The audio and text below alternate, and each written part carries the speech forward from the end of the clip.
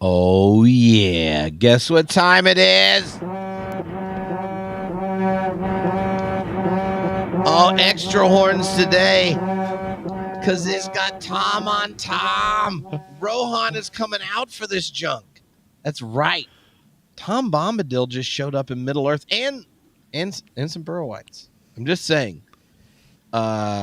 Episode 4, Rings of Power Season 2, and Bezos and peeps were just like, where did Peter Jackson wuss out? Tom Bombadil. And he's like, I want that.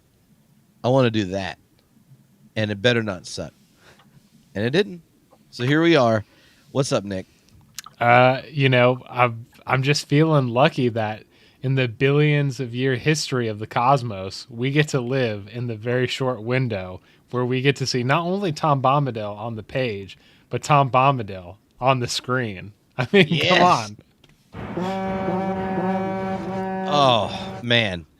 Many people have gone to Middle Earth just on the page. And when they've gone to Middle Earth and they get to meet Tom Bombadil.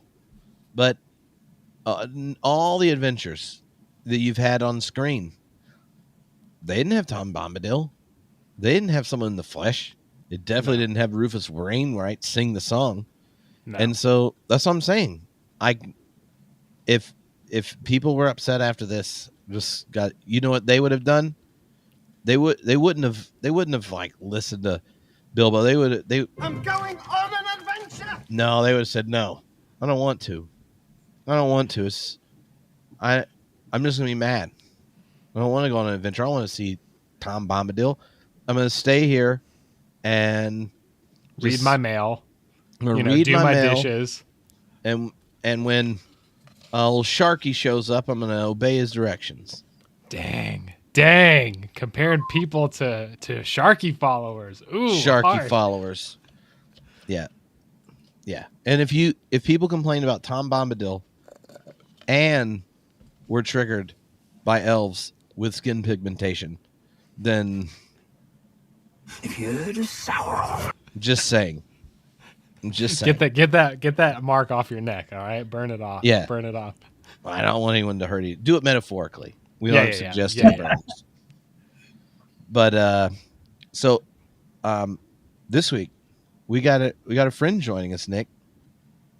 I mean, we've talked about Toms, and we've got another fantastic Tom. Maybe as good as Tom Bombadil. Maybe even better. I don't know. Ooh. I don't know if I'd go that far. But we've got Tom Webster this week. Yeah. For a little Tom on Tom action.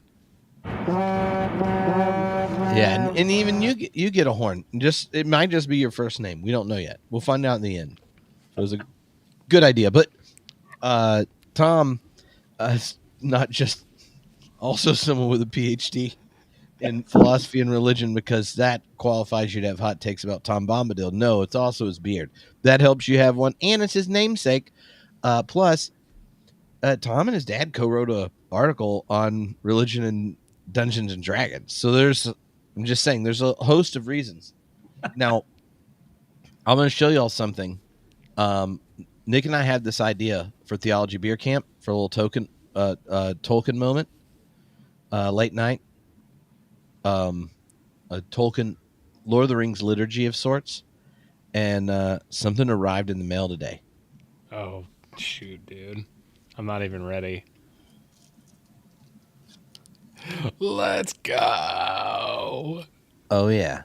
This is what I'm talking about. Yes, please. I've been going through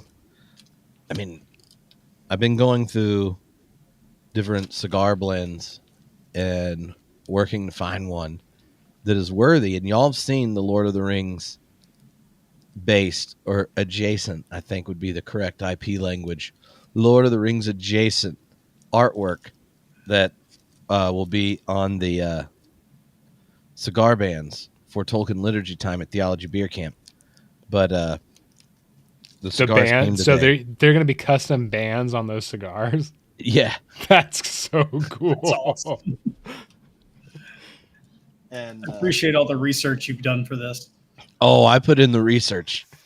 And I have to say, sometimes when it gets to Theology Beer Camp, which everyone's more than welcome to come, October 17th and 19th in Denver, Colorado, theologybeer.camp's website. The nerd stage, has all the theology nerd stuff at it. Then you have like the main stage to do all this different stuff. Then there's the geek stage, and there's always some Tolkien on it, among other things. And we will be having little books of little common prayer, Tolkien style. So cigars, Tolkien prayer books, and Tom Webster, and D&D, and costume contest. I was about to say, Yeah. and Tom's job for Orbis Press, which is a publisher of a lot of progressive Catholic justice-centered text, and in particular, one of the major publishers in the United States on thinking about environmentalism, justice, engaging science and religion, all that kind of stuff. We thought, well, what better press to do these prizes for the Lord of the Rings themed cosplay contest opening night at Theology Beer Camp. So I'm just saying, hymns. Oh, Brian, Come one, come all, dress up. We're taking the Catholic privilege to judge Tolkien cosplay. yeah, Oh yeah. And I'm passing on a joke. All right, It may even lead to the beatification of Tolkien. I'm just saying it could happen. It could happen. well, that is when the internet gets a hold of the liturgy for the cigar. Our idea originally, but I don't know. We're just going to do whatever Nick says. Is some way of doing little short reading and toast to all the people in the fellowship, where there's a virtue attached to the person. So we're all like smoking cigars and hanging out, and then every so often there's a little bit, and it just makes it technically a ritual.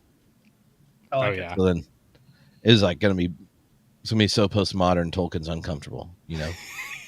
He would hate it. He would hate it. Make folk mass look normal. Yeah. All right. So here's what we're going to do. I made a little outline of the stuff that happened in episode 3, because since we're not doing 3 episodes tonight, we can actually talk about most of what happens. But we're going to skip all Tom Bombadil scenes and basically save Tom Bombadil for part 2, second half of this conversation, because all 3 of us love Tom Bombadil. Amen. I'm just saying. But before you get going, not Tom Bombadil. Tom, do you want to, other than the fact that you work at Orbis, thought somehow to convince your bosses they should sponsor an event where people wear Lord of the Rings cosplay, have an article on D&D that you wrote with your dad and are a theology professor? Do you want to say about a little bit about your connection to Tolkien and such, so there's a reference point, because 3 of us all know each other. Everyone may not know you yet. Yeah, thank you. So when you have a dad who's a pastor who'll write chapters about D&D and spiritual formation, is a pretty good bet that he also will introduce you to Lord of the Rings and The Hobbit when you're like 6. I think I'd read the whole trilogy by the time I was 11 or 12 for the first time. Didn't understand it at all, guarantee you. And then the movies, I was in middle school, I think, when the first one came out, and it was just, it's magic. Getting to see it all. And then learned my dad was like hardcore Tolkien. Like he had the parody Board of the Rings Let's go. book in his like pastor's study, and he had illustrated hobbits from like a couple different countries, and so came from a big Tolkien lover, and just kind of fell in love with it. And then especially like as I grew up studying theology, my PhD's in eco-theology and environmental justice, and I just kept seeing that over and over in Tolkien, and that just kept me coming back. I think I tried the ultimate one. I think I tried the Silmarillion maybe when I was like 14 or 15, and my dad just laughed at me. But I got to like page 20. It's impressive. And then haven't I did it. I actually like got through it when I was in seminary. But yeah, so that's my connection. It's real old, and it's from like my dad had a Frodo Lives button and everything. So yeah, it's deep. Yeah, Awesome. you've got a fandom pedigree right there. That's what you have, sir. Yeah, and I mean it'd be indecent, but Tom could show you his Smeagol tattoo, but it's a live stream. Circus crawling up your glute is just it's an image.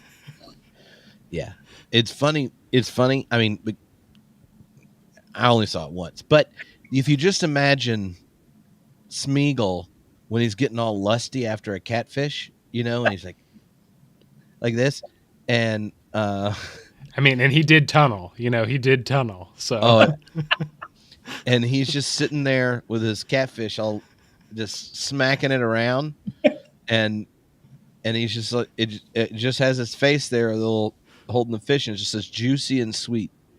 And I'm like, Tom, I know you love Tolkien, you got a lifelong connection. If I was going to get a Tolkien tattoo, I wouldn't get juicy and sweet Smeagol at a place we can't share on the internet. So, all right. So, the beginning of this episode, I made bullet points. I'm going to attempt to summarize this. Y'all may tell me, Tripp, never do this again, because whether or not my bullet points turn into a summary that provokes conversation, we don't know yet. But this podcast is not the one that's my job. This is just for sheer joy. So this is the moments in the elf plot line. All right, so it starts out. You got Commander Elrond getting all uppity with his new power because he's like, I don't trust you, Gladriel. You got all that sketch, sus, look at the ring and junk. We're going to have to reorganize the power. You know why? Because Daddy Glorfindel, right before the last episode ended, is like, you're going with him and he's in charge, but I'll still trust you to find some archers and swordsmen, but I won't take any advice, especially if you look staringly at that ring. And so then she's like, all right, I'll help you out and stuff. Well, then they start going down their little road. They're all like checking it out. Oh, look, a giant bridge is broken.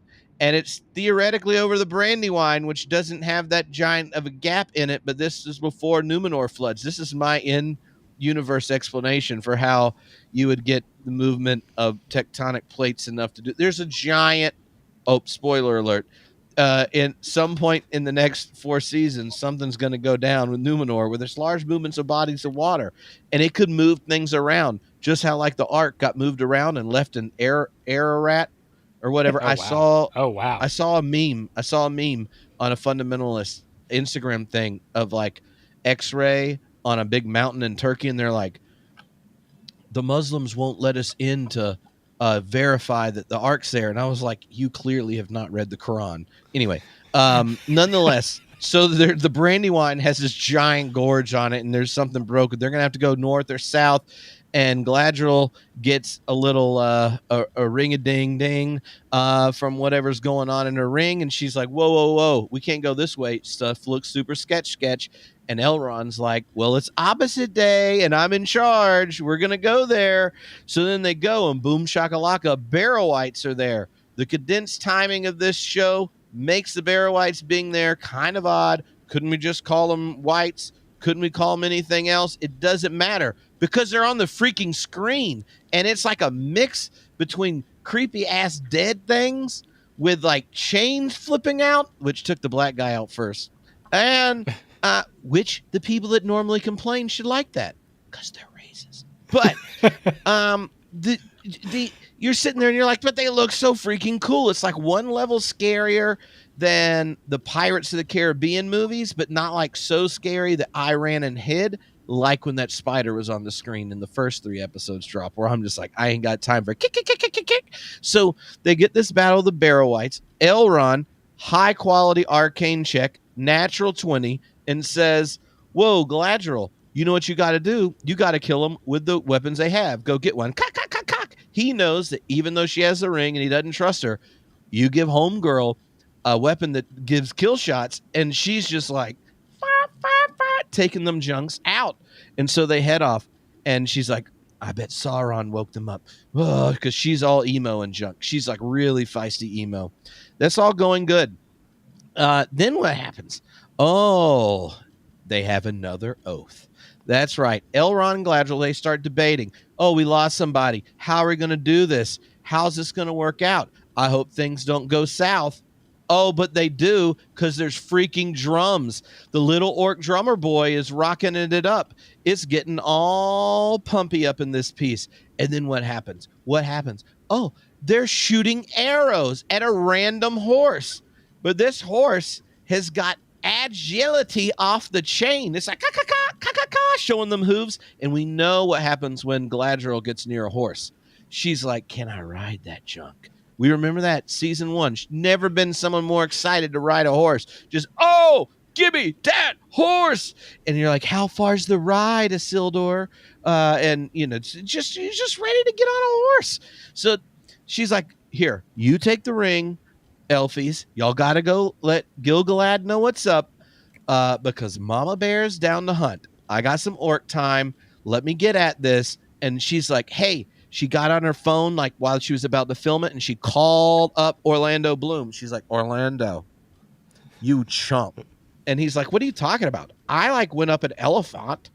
And he's like trying to see, you got nothing. Check season 2.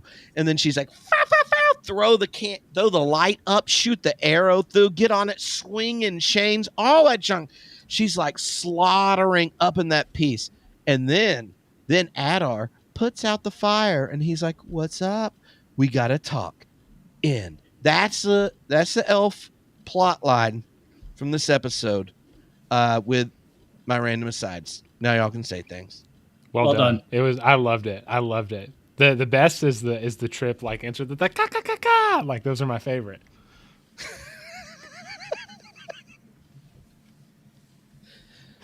Was All this right, Nick. Was this the first time that we've seen barrow wights like in a film adaptation? I'm sure the Soviets had a barrow wight in their thing. They had Tom Bombadil too, but I'm trying to remember if the Rankin and Bass did, because I have this like image in the back of my head, like from when I was a kid, and maybe it was one of the illustrated versions of The Hobbit or something. And they were like haunting nightmare fuel for like a 7-year-old having The Hobbit, read to him as a bedtime story. And so I like finally seeing them on screen. I kind of didn't care that the timeline didn't work. Well, and I think it is. I think it is the first time, because it was Ralph Bakshi he had the Fellowship and the Two Towers and put them into one thing, and then of course Rankin and Bass got The Hobbit and Return of the King, and neither Whites are in either of those. And I don't think Bakshi did the Barrow Whites. I think that he did. I think the closest thing he did was the Nazgul. And so I think this is the first time we have Barrow Whites on screen and adapted, as far as like big someone who has like the legal rights and stuff like that. And I was so like time wise, here's the part like that's a discrepancy, is like the old boroughs are from the First Age. So like ancient kings buried, right? So that part makes sense. It's not until the Third Age when the Witch King sends evil spirits into those whites to like make them come about that comes in. But for me, that's like really splitting hairs. And I think because the barrows are there and Sauron's back, I don't see a huge, like you said, there's not like the leap from Sauron doing necromancy to like waiting till the Witch King isn't that huge of a leap for me. And they looked awesome. Oh, they looked fantastic. Like that. That's what I'm talking about. They look great. They look great. Sometimes this is why we can't have nice things. Like, does anyone think, given how much money IP makes, that people are going to stop making Tolkien stuff?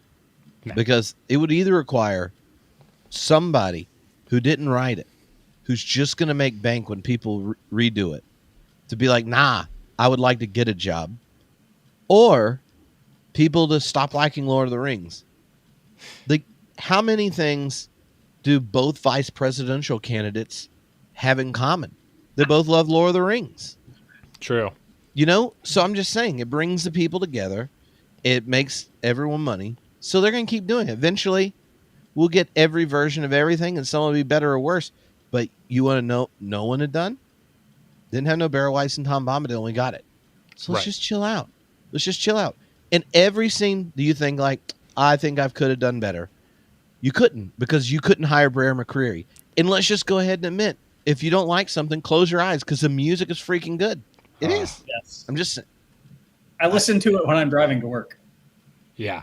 Every day. Yeah. That's it's that good. I mean, it hit the charts. I mean, when's the last time a TV or movie score hit the charts? I can't remember. Probably Howard Shore with Return. Literally. like Tripp was saying, if we want an economic boom, we want peace in the country globally. Come together. Love Lord of the Rings.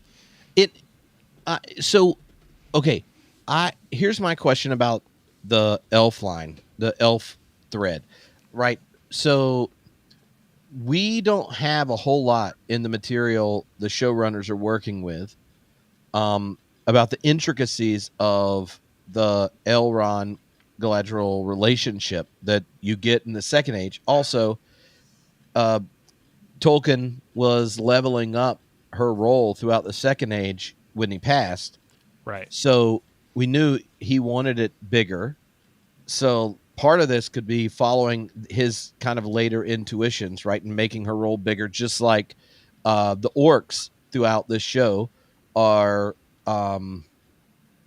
they're the later Tolkien version of orcs. Like, they need to be created by Eru Iluvatar. They have to share the same fire.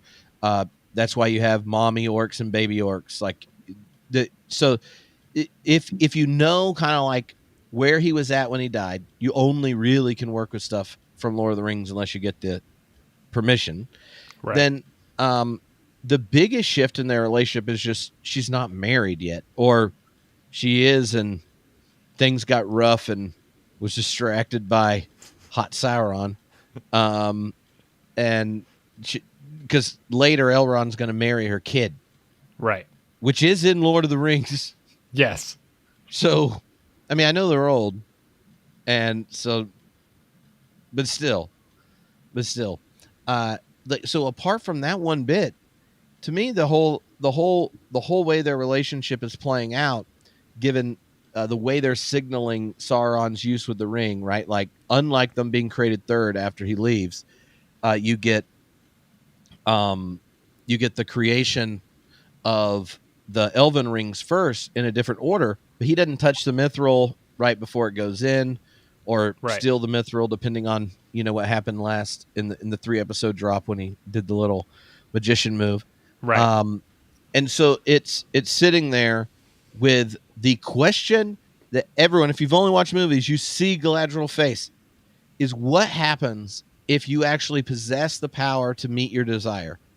And she chooses not to claim it, right? Like, she passes the test there, but it's a genuine test for her, right? You see her light up, getting all freaky and junk, like Barrow White scary, and she lets it go. I'm going to recede. It's going to be the end of the elves on Middle Earth. Like, she says yes to the whole thing, going off with Círdan at the very end of the film. So, like, we know all this is sitting there, and so they don't know the logic of how these rings work yet.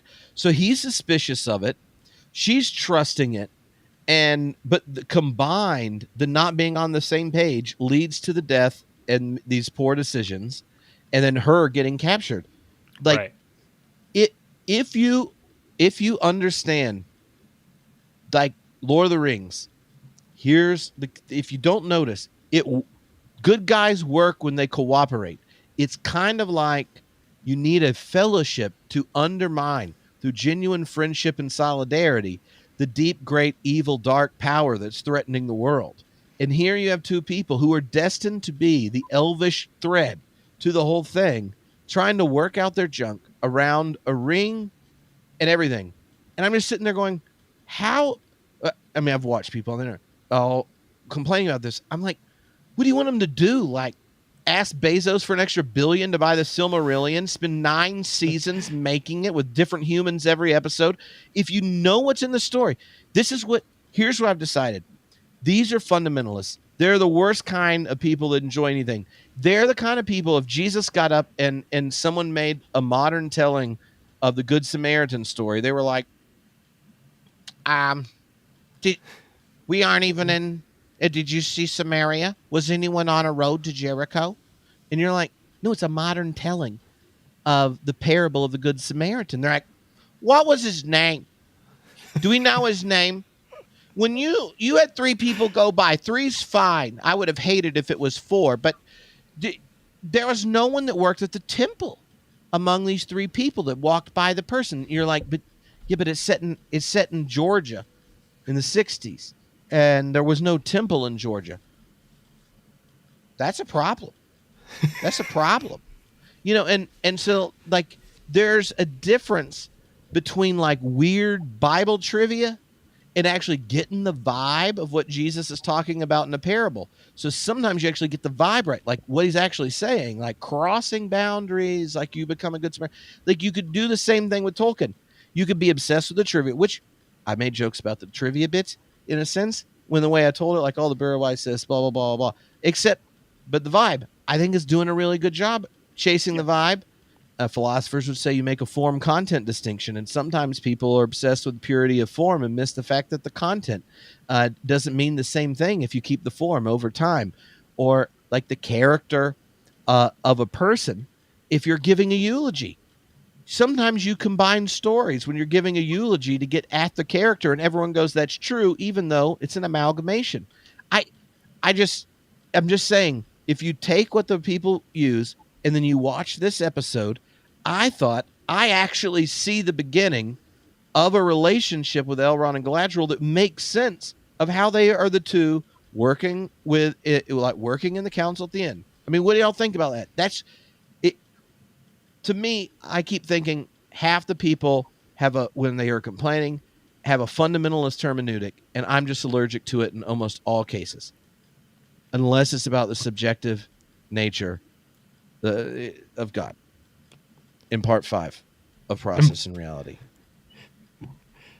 Tom, I want to hear your take. Yeah, I'm right there with you, Tripp. I think one of the things that stood out to me, I was really not liking Elrond in the 3rd episode. And it's because I think it's because he didn't actually have that tension with Galadriel to complexify it. Like, it was just a really one-dimensional mistrust, and it was almost childish. And in this episode, one of the things that I think comes across is his rightly earned caution, and that's one of the things that I think I really appreciated about how they're working out this dynamic between the two of them.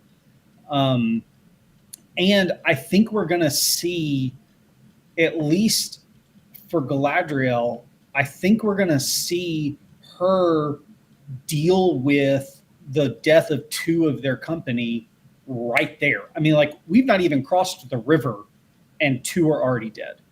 Right. And so I think we're going to see that, and that like multidimensionality of shaping both of them through each other and through relationship. I really like that we finally got to see that, because it also, with Galadriel, it also was that she's no longer just like to use a D&D metaphor, she's no longer just the like 18 and 17 rolled paladin, right? Like the tank who can just come right through. Like, I think we're about to see the tank actually start wrestling with, oh shit, consequences to me trying to do this alone. Mm-hmm. Yeah.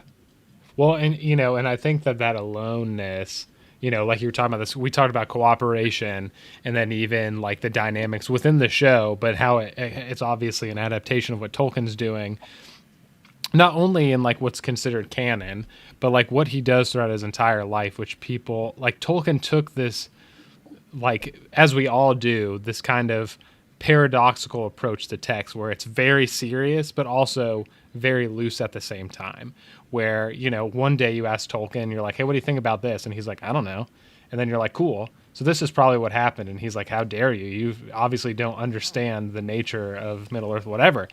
But and I think what we don't know is that how Tolkien framed these stories is that they're translations, they're discovered texts that people from all different races and traditions across time kind of jot stuff down. Stuff's written in the margins. There's oral traditions. And Tolkien was like, yeah, this is how history works in myth, even in our real world. Like, Yeah. every time we think we've got history, we've got myth figured out, that's when you don't. And, and this is, I texted Tom and Tripp. I was looking at the Adventures of Tom Bombadil, and I won't skip too far ahead, but the Adventures of Tom Bombadil are from the Red Book of Westmarch, which is stuff that has like Lord of the Rings, The Hobbit, and Bilbo compiled with Frodo and Sam and other hobbits. And basically, a lot of the stories in there, Tolkien has a preface, and he goes, yeah, there's some of the stuff that like the hobbits were like, they just made shit up. And that's cool, because that's what all cultures do, and it doesn't make the stories any less awesome.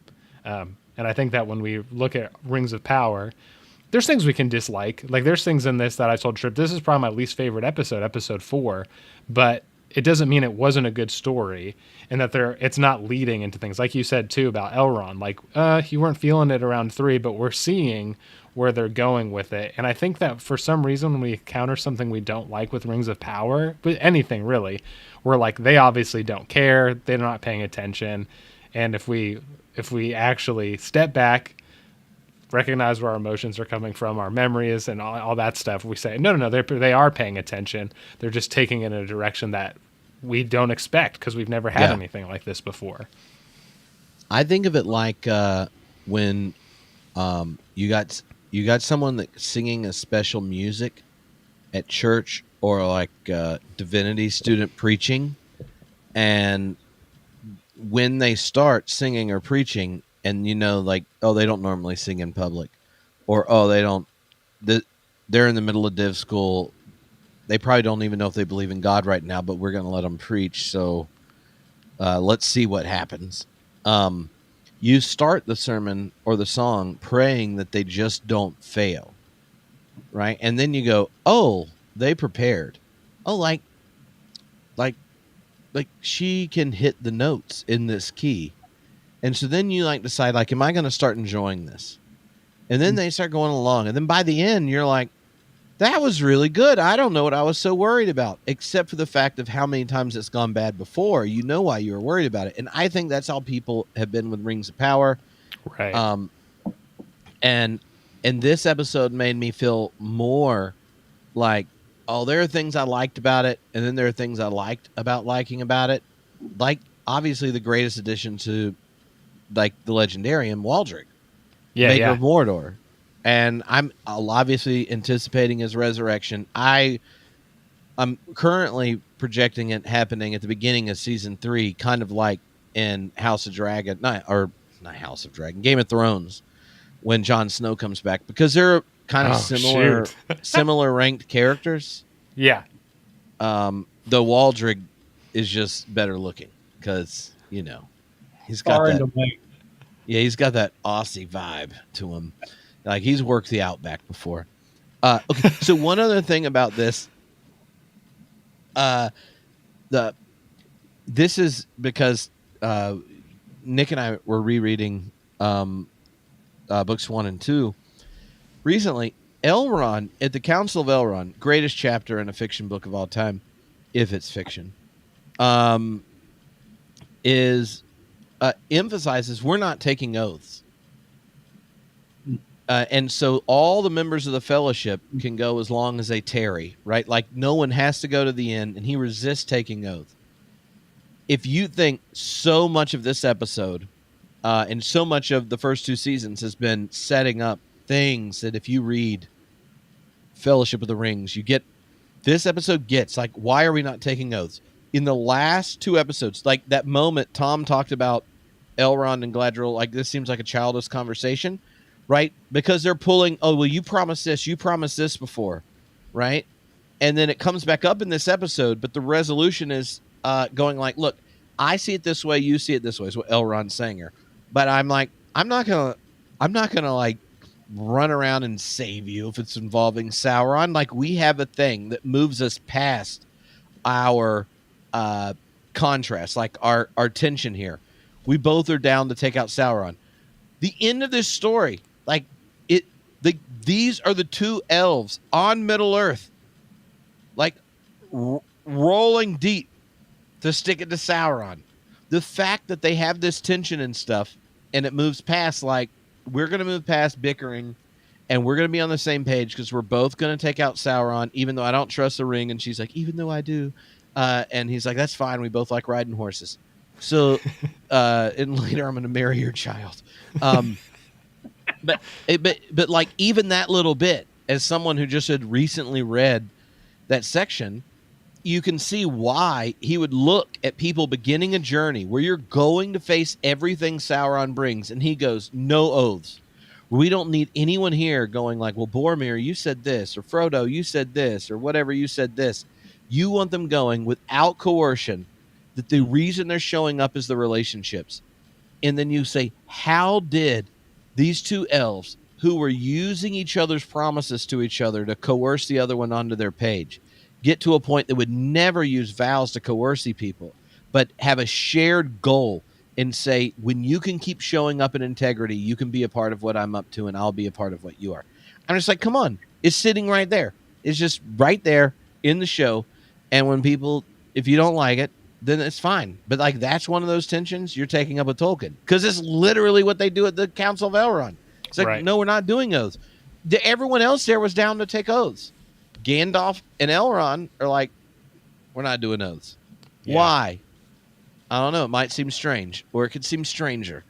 And that was a bad one because we're shifting to the. No, that was a great transition because my mind literally went to the stranger. So I wanted you to go into it before we had that discussion. I know, but we got to do quickly. Yeah. The other big plot line. Yeah. Which isn't nearly as exciting. All right, because there's really only 2 scenes with Arondir and Theo and Estrid and Isildur. Except for, well, I'll let you summarize. Because the ents are freaking awesome, dude. Well, the ents are awesome. Are you trying to steal my thunder? Because I have to come up with an exciting way to talk about that's mud snake. No. Yeah. The mud steak is rough. But I believe in you. I believe in your summary was great. I'm ready for your summary for this plot line. Oh, junk. Where is Theo? He helped step up, get a horseback, which we know Galadriel with her ring watched this and was just like, I like this Theo. He loves a horse, because I do too. So Arondir and company, they're like, we got to go find Theo. Where are we going to go do this? And then they have this awkward moment because Isildur is trying to get his riz up on Estrid, and Estrid is just like, I have a small flesh wound. And they're like, whoa, that looks like the Adar sign that kind of looks like the Mordor sign, and I still don't know how they're all related, but nonetheless, you burned it off. How did you do that? Is it for good? Is it for ill? It's a mystery. Woo! Well, it's going to get settled really quick. There's a number of mysteries with Estrid that's going to get settled. At the end of this, we find out she actually wasn't lying about being betrothed, but she was cool pulling a knife on Isildur before... Just a few seconds later, she's like, never mind, I think I like you. So she's a really complicated person. And given what we know of Isildur, I'm going to guess like attracts like. So this is destined for a train wreck. All I got, I don't want to give a spoiler, but if you've seen the beginning of the Fellowship of the Ring, you know how this is going to end. And Homeboy can't part with something a bit toxic, but it makes him excited. And so he's just trying to my precious that, And Estrid is just being precious as could be. She's hiding her identity. She's probably one of the wild man. But nonetheless, Arondir's just like, whoa, whoa, whoa. I'm going to let Isildur call a shot here. And Isildur hopped up on that testosterone, running with his Numenorian, I know how to make water flow game. Not the greatest. Like, you don't put that on your Tinder profile in Middle Earth. It's just like Isildur, kind of friendly with the water, but I trust what the sea's up to. I have a really close relationship with my horse. My sister's super creepy and lost a lot of weight between the 2 seasons, loves to touch balls that give her visions to undermine the rightful queen. And nonetheless, I have some concerns. So, like, but don't worry about those, Estrid. I like horses. If a guy likes horses, you gotta trust him. So he's got all his feels. It's not gonna be up there on there. And so Arondir's like, all right, here's the deal. We ran into a giant dirt snake or a mog monster or a bog bullisk. I don't know what you want to call it, because that was the most disappointing scene in the entire episode. I would have rather not seen the thing or whatever, but it was a mix between, if there were no special effects in episode 4 in the trash compactor, combined with Swiss Family Robinson scene where their zebra is stuck in quicksand, and the girl with short hair, because they're trying to trick the pirates, throws a stick out. If you combine those 2 scenes, but spent millions of dollars to film it with some CGI, that's what happened. Don't know how it worked, but nonetheless, it's set up for the greatest elf daddy joke, or as we should call it, a zaddy joke. This is dinner. Boom. Arondir has jokes. It was awkward, but not as awkward as the mud-slinging worm. And so now they're complicated on who Estrid is. So then he's like, Theo, you can decide if you want to unlock this lock, because she's all creep lying to us or whatever. And Isildur, he has his agenda. He was like, well, we've already had one worm. Let's try another. And so then he's just like, I got to unlock her, and we can save the key for later. And then she just grabs his sword, but like the metal one, and then is about to cut his throat. And Arondir's like, what? I got elf eyes on this junk. And things get awkward. But not as awkward as they get when Arondir encounters the freaking Ents. Yes, there's freaking Ents, not just Ents, Ent wives. We're talking about a freaking Ent couple, and it's good. The voice actually talks a little faster than it does in the movie, so you don't wish it to get faster, but the vocaling effects is great. Whoever's doing the acting did a great job, because they had to keep up with Gimli doing voice acting for Treebeard. If Treebeard showed up at the end of this, I would have just pooped my pants and gone to bed and rewatched it the next day, because Arondir has this encounter, sets up Estrid Isildur, get that vibe. Things getting weird, but all of a sudden, she's holding a sword. That's triggering to a tree wife. Why? Because humans like to cut a bark. That's right. They like to cut a bark, and Entwife ain't got none of this piece. Things get wild. Arondir and Isildur talk to the Ent and the Entwife, and they're like, whoa, it's Winterbloom. My name is Winterbloom, and I need you to make me a promise. Then, let's just go. If we were to grab 30 seconds of this, 30 seconds, not Tom Bombadil energy, but 30 seconds of this, you get Arondir slowly touching Winterbloom, the Entwife's hand, and she's like trying to decide to trust him or not. Have you ever put a blade to to a living tree. And we know the one time he did, it's on screen. And he apologizes to the tree. They resist it. They freaking like kill one of those baby wargs over this thing in season 1. And he makes a promise. Now, we have to admit, Elrond Galadriel had problems making problems to finite entities with conscious and evolutionary drives, but Tolkien has no problem making promises to trees. Homeboy, like if we just go look in the letters, Homeboy, he hated a neighbor who had a tree cut down because it blocked the sun in a room, and he said, and he has like a long diatribe of just complaints about her, and he said like, nonetheless, she has a number of remarkable virtues. So, like just knowing his love for trees, you're sitting here. So Theo is like, oh, Junk, I'm free. They let me out. The ends aren't like crazy. And Arondir is like, I'm going to promise we're going to like rebuild this. I want forgiveness. And then Winterbloom's like, forgiveness takes an age. And he's like, well, we live a long time. Why are we going to talk to these finite peeps? And then there's like a parting of the ways. Isildur and has that awkward moment where Estridge is like, oops, actually I wasn't lying about being engaged, and here he is. And then Arondir and Theo are like butting it out. They're like giving their daps, piecing out because they set off on these different missions. Arondir's like, I got to go figure out what Adar and the orcs are up to, destroying junk and stuff. And Theo is apparently got a title. When I watched it the second time, it seemed weird. All I know is if we were going on Ring Wraith watch, Theo, whatever the gambling markets have it at, it is just taking a dive. You should have purchased Theo Becomes a Ring Wraith earlier, because they just made him a lord of what and what.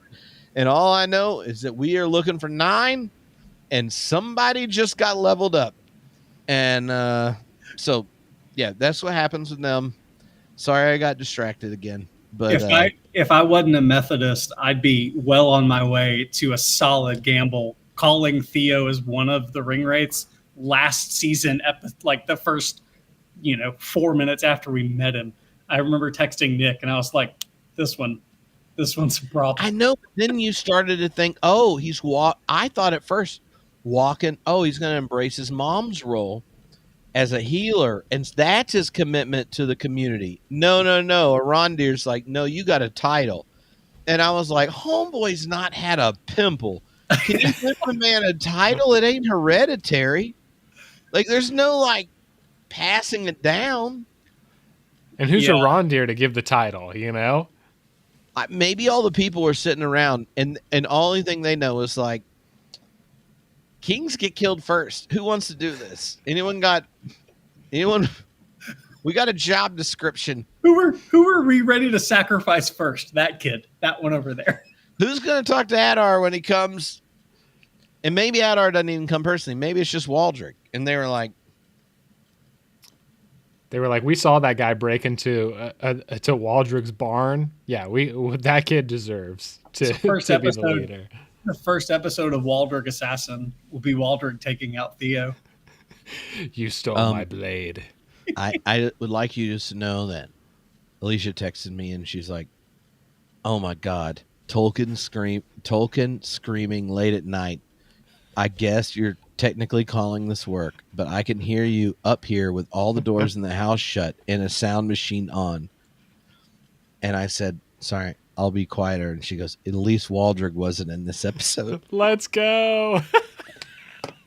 That's true love. It's true love right there. Oh my God. So yeah, go ahead. Go. So I loved that we saw Ents. We saw Ent wives, and I loved even more that we heard them before we saw them. Like that is just that's just so right. In the forest, you hear them before you see them. I did think it was really funny, though, that the prison that they were keeping Theo and those other ones in looked like a poorly coppiced crepe myrtle.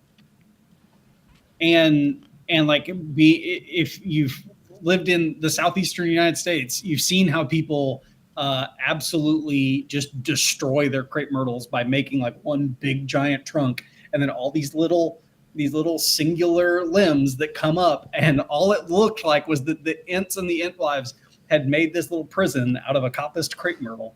And I couldn't stop thinking about poorly horticultured forestry used for prisons.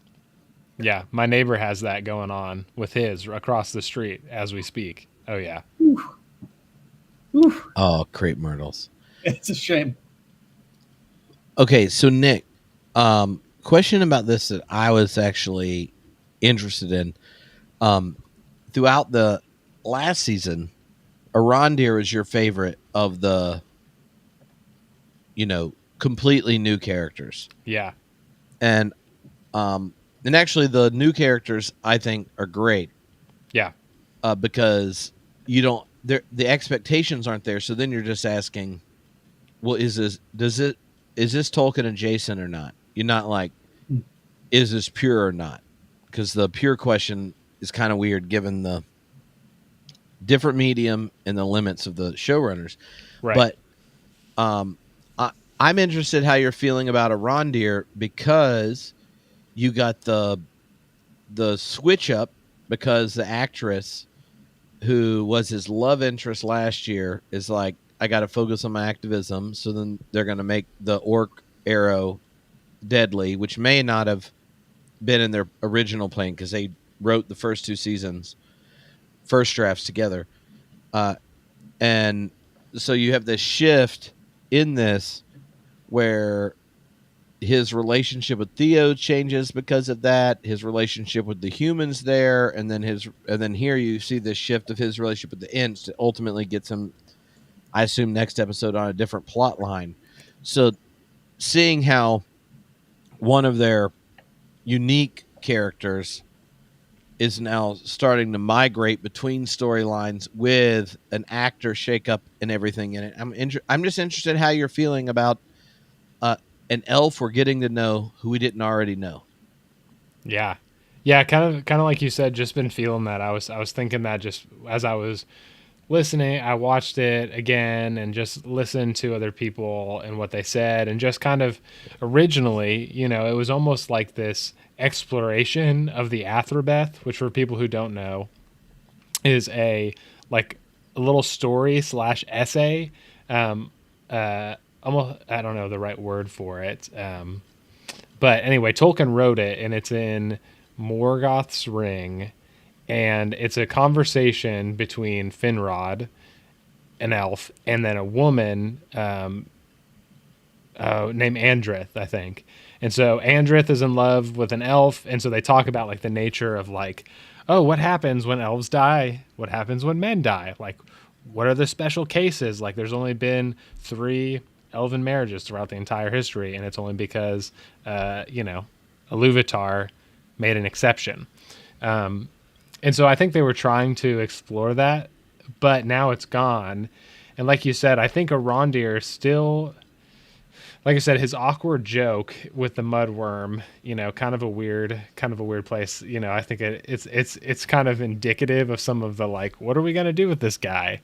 And I'm just patiently waiting to see where he's going, because now, like you said, even his relationship with Theo is going away too, with the keeping of words, right? That's kind of how they leave, right? He's like, I've got my, Theo's like, I got my own promises to keep or whatever. And like I said, I don't know. I'm patient. I like the in-between stories. I like transitional episodes of TV shows, just because we really have an opportunity to see the trajectory of where characters are going and see how they change. But like I said, will it be for the better? I hope so. All right. Do y'all have anything to say before we talk about some proto-hobbits in the Tombadillo? You have to speak now or forever hold your peace, because I'm guessing things are about to get intense. I mean, I'm ready. Okay. Knowing how much we were all excited for Tom Bombadil, was why I was like, I should just make an outline of the other stuff that happens. Otherwise, I'm just going to talk about Tom Bombadil. All right. I just want people to know before we get into it that Tripp did so much research and he sent 2 emails with like almost everything Tolkien had written outside of the Legendarium about Tom and went into his origins. And I just want to, it was fantastic. So that's how pumped we are. Oh, it is hard. Okay. I'm just gonna give my rendition of this storyline. But I'm gonna try to be a little more brief. I just want to say that everything when I think of what I wanted in a Tom Bombadil, this was better than what I imagined. Like, he's got that jolly vibe, but it's not like where it seems out of universe because he's like humming it and singing it.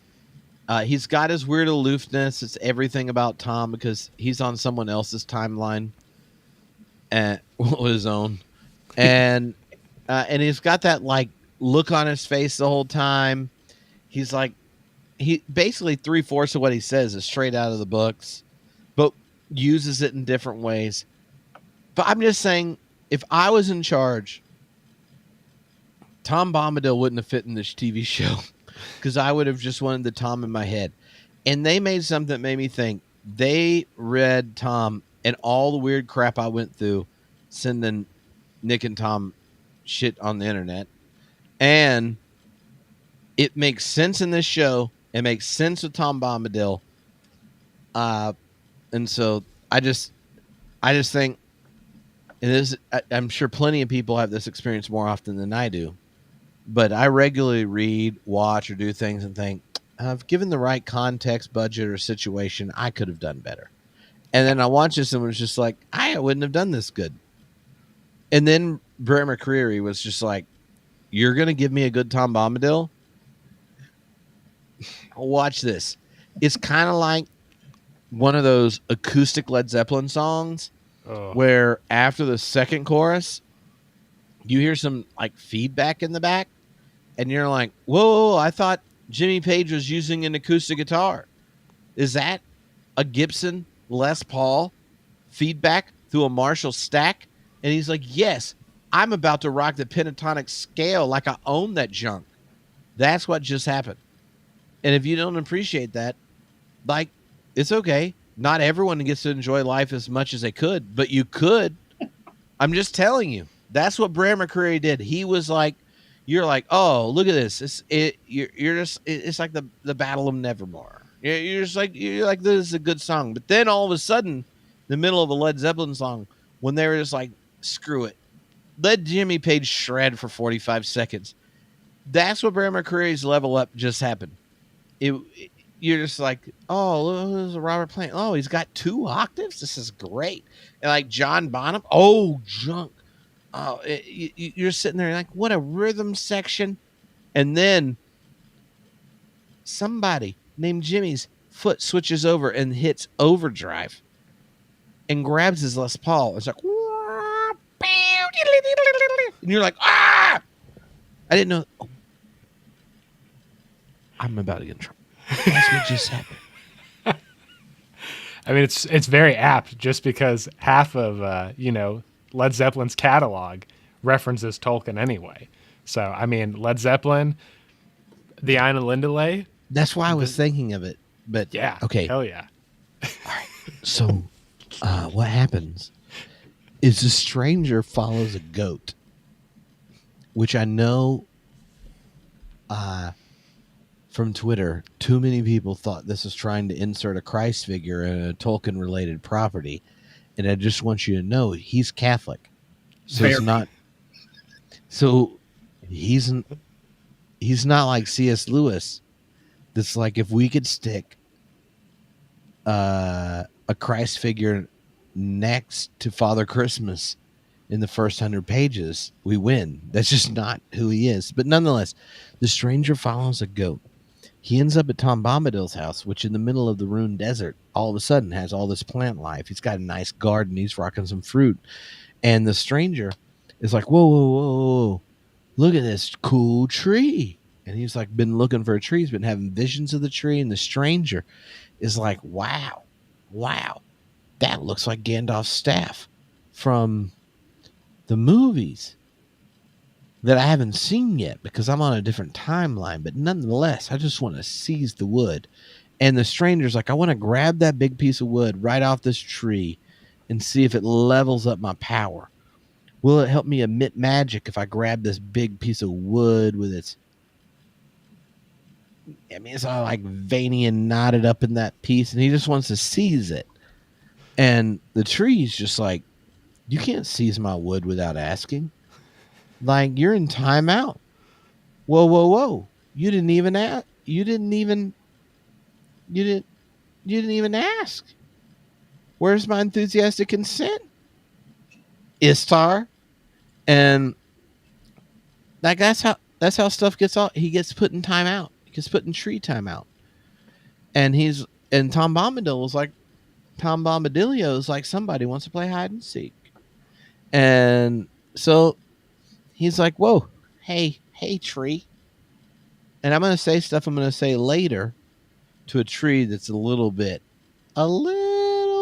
more turdish.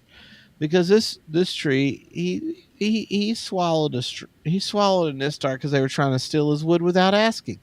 Because this is a new age. It's a new age. It's probably part of the PR agenda. Like this is politically correct agenda of Rings of Power. Is it wants enthusiastic consent, even from Istar grabbing wood off a tree. And I'm like, woke nonsense. Nonsense. They're just like, you could just imagine JD Vance. He's like, you should be able to jerk wood anywhere you want. If you want to jerk some wood for your own possession, to channel your power through the other wood that you just stole off a living creature, I don't care, because I don't count living creatures. And I'm just like, JD, you converted to Catholicism. You should talk to J.R.R. Tolkien. He would tell you that you just can't like go like jerking wood off trees like you own it. That's not how it works. They were here before you. You should talk to the eldest. Speaking of the eldest, that's Tom Bombadil. And Tom Bombadil hollers at Tom and is just like, whoa, come on, let's work this out. And then what happens there? Vroom, vroom, vroom, over to Nori and Poppy, because they were separated. Because of, he had already tried to work a piece of wood, but that piece of wood had evaporated into a giant dust storm. So Nori and Poppy running around, they run into this little elf that looks like Rufio from Hook. And Rufio is just like, what's your name? They're like, what's your name? He's like, nobody. And then they're like, no, it's not. And he's like, oh, it is. And you're like, oh, Rufio. And so he's trying to explain some rules to talk to the head of their little tribe of not Harfoots. What were they called? Stores. I should have wrote that down. All right. And then they show up there, didn't tell them all the rules. Trouble gets caused. Things get awkward. And then cuts to the Dark Wizard talking to Iron Face. And the Dark Wizard, who I just realized played Caesar in Rome, which is just like really weirding me out. It's just like, I'll handle the Istar. You go get the Harfoots. And I'm just like, all right, this is awkward. Why are you going to send so much violent hardware into a place with a whole bunch of 4-foot people? And I was like, what is this? An American public school in the first week? Must be a red state. So then we cut back to the house of Tom Bombadil, because Tom's like pulling the stranger out, and he's like, you obviously need a bath. I'm going to get you some food. Very, very like Fellowship of the Rings vibe. And the stranger gets a little creep because it sounds like Goldberry is singing with Tom, but then Goldberry's never there. But then he talks to Tom, and Tom sounds exactly like Tom Bombadil, but it's new lyrics. But it is exactly what Tom Bombadil would say if he has no interest in answering your question, takes it literally in a childish way, and looks at you like you're the dumb one. He's just like, clearly you have a lot of anxiety and fear running through you, and I'm freaking the eldest. So what do you mean? Is there someone in the other room? I'm in the other room, blah, blah, blah, blah, blah, blah, blah. and you're like want to stab your face on behalf of the stranger, except that you're like freaking Tom Bombadil is on the screen, and he's being Tom Bombadilio, and they did not borrow those lines; they wrote them. And if J.R.R. Tolkien was trying to play Tom Bombadil at the Theology Beer Camp cosplay, and then we handed him a microphone with a quality costume, and he said those lines to make a joke at the person that asked him, he would win. Tom, not Tom Bombadil, would be like, I don't even need to talk to these other people. That just wins. That's Tom Bombadil. That's what just happened. And so people should just like build a bridge, walk over it.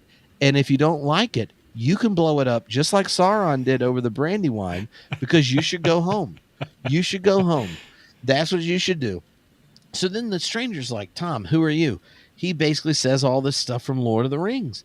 He says it, but it's in a different context and in a different age. So then you're like, well, what does this mean? That's awkward. How did they change it? You're like, no, well, he was always the eldest because he saw the first acorn and the stars show up. So you can't be like, oh, the context is changing. No, because he was before that. So just get over it. Again, Brandywine Bridge, build the bridge, get over it, or just jump off.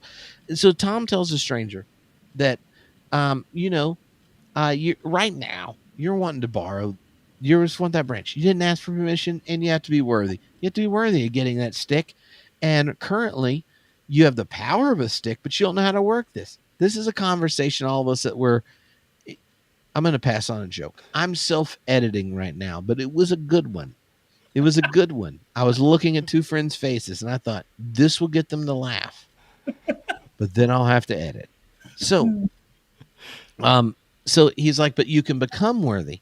And next time you should ask enthusiastic consent and responsibility, and it should cohere with your ability with an understood vocation. So then, raiders are approaching. And Tom's just like, oh, that's interesting. They're coming. And he hints at, oh, well, the dark wizard we know, he must have come there and ate some honey with him otherwise. And that gets you thinking. It gets you thinking, and you're like, well, how's this going to work? Well, then cut back over. Those creeps show back up over, is it Gundabal? Gundabal, the head of the other proto hobbits. Yeah. And she's like, we're going to cast you out at sunrise. But then those big baddies show up, and they're like, no. Why? They name drop Sadek Burrows. And you were like, whoa, are they going to drop the sack in this episode? Yes. And it's going to make them think of the Burrows. They get this little story. The song shows back up. All that junk. I'm just like, it's making me feel better about the things I didn't like about the Harfoot storyline in the first part. I already like Sadek, not just because he has sweet sideburns, but because he's awesome. And then the store storyline has this connection with the Harfoot storyline, and the connection is the possibility of moving to a place where you could build a hole in the ground. And I'm just thinking, I wonder if there's anyone here that loves hanging out in nice, luscious green places, maybe near the Windy Wheel, where that could help them get to a place where you could build holes in the ground. And I wonder if there's anybody in this story, perhaps even in this episode, who could be friends with said person, possibly Tom Bombadil, that could help him get back to the Windy Wheel, which he mentions in the first scene. And then perhaps at the end of the Third Age, after the destruction of the ring, when this whole thing is over, shows back up to go hang out with him, even though he was walking with some hobbits that just dropped a ring in Mordor. He's like, no, I got to go talk to my homeboy Tom. It's been a while since we talked. Wonder what could initiate. I don't know. Wonder what could initiate Gandalf or the stranger. Or it would be strange if a wizard had known he wanted to go hang out with Tom Bombadil instead of going with the hobbits back into the Shire, because one of them is like a Rolling Stone and the other one is like Moss. They have different agendas, but they were connected at some point. Wouldn't it be interesting to know why Gandalf parted ways and edit in the revisions of Lord of the Rings that Gandalf needed to go add to the Tom. That wasn't in the original version. In the final version, Frodo refuses to touch a sword, and Gandalf pieces out before they go back to the Shire. So the scouring of the Shire is just hobbits. And he goes to hang out with Tom. I wonder what would justify that. It would be like, I don't know, perhaps in the Second Age. The hobbits all ended up there, and it was connected to Tom and Gandalf. And it's the same time Tom somehow imparted to Gandalf a mission that he both understood and was beyond.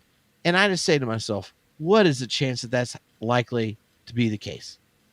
And all I know is when I got done with this episode and then spent way too much time finding every reference to Tom Bombadil, I got done and thought, these scenes are great. All I know is if you're just working off what the showrunners can use and you know their friendliness to all the lore, homeboys were just basically like, how can we make this junk cool and cohere? And they did it. And so I love Tom Bombadil. That's real Tom Bombadil.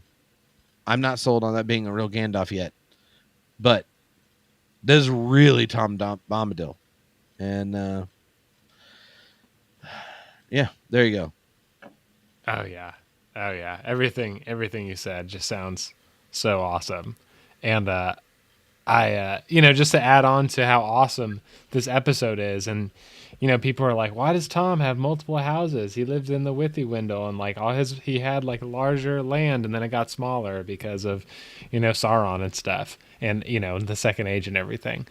But he's a wanderer. Like, we don't know, right? He's a mystery. He's an enigma. But again, in the Red Book of Westmarch with Adventures of Tom Bombadil, written by hobbits. The Bucklanders are a group of hobbits. If you don't know the Bucklanders, they descend. So there's three types of hobbits. There's Harfoots, there's Stores, and there's Fallowhides. Okay, and at some point they all kind of mix together, and they're just come like generic hobbits. But they were a little more separated, as we see with the Harfoots and now the Stores. Also, I love the connection to Rufio and the Lost Boys. I had not made that connection, and I loved it. But the Bucklanders are claimed to have given Tom Bombadil his name, Tom Bombadil. Okay, so if they spent a lot of time with him, and Tom Bombadil's house in Rune looks really similar to the way that the Stores have their houses set up. Not only is Tom Bombadil, being this kind of mentor character, or at least being there as a the closest thing to a Maiar as anything can get, at least that the stranger has encountered. He's there, but then also as a guide to the Stores as well, as they eventually will migrate to the what's the word? It's Stuzat, which for those of you who don't know is the Westron word for the Shire. And for those of you who don't know, Westron is the proper name for the common tongue in Lord of the Rings. It's not English. What shows up in English is called Westeron. Yeah, that's right. But wouldn't the direct because it includes the article, so wouldn't the direct translation be the Shire? Yeah.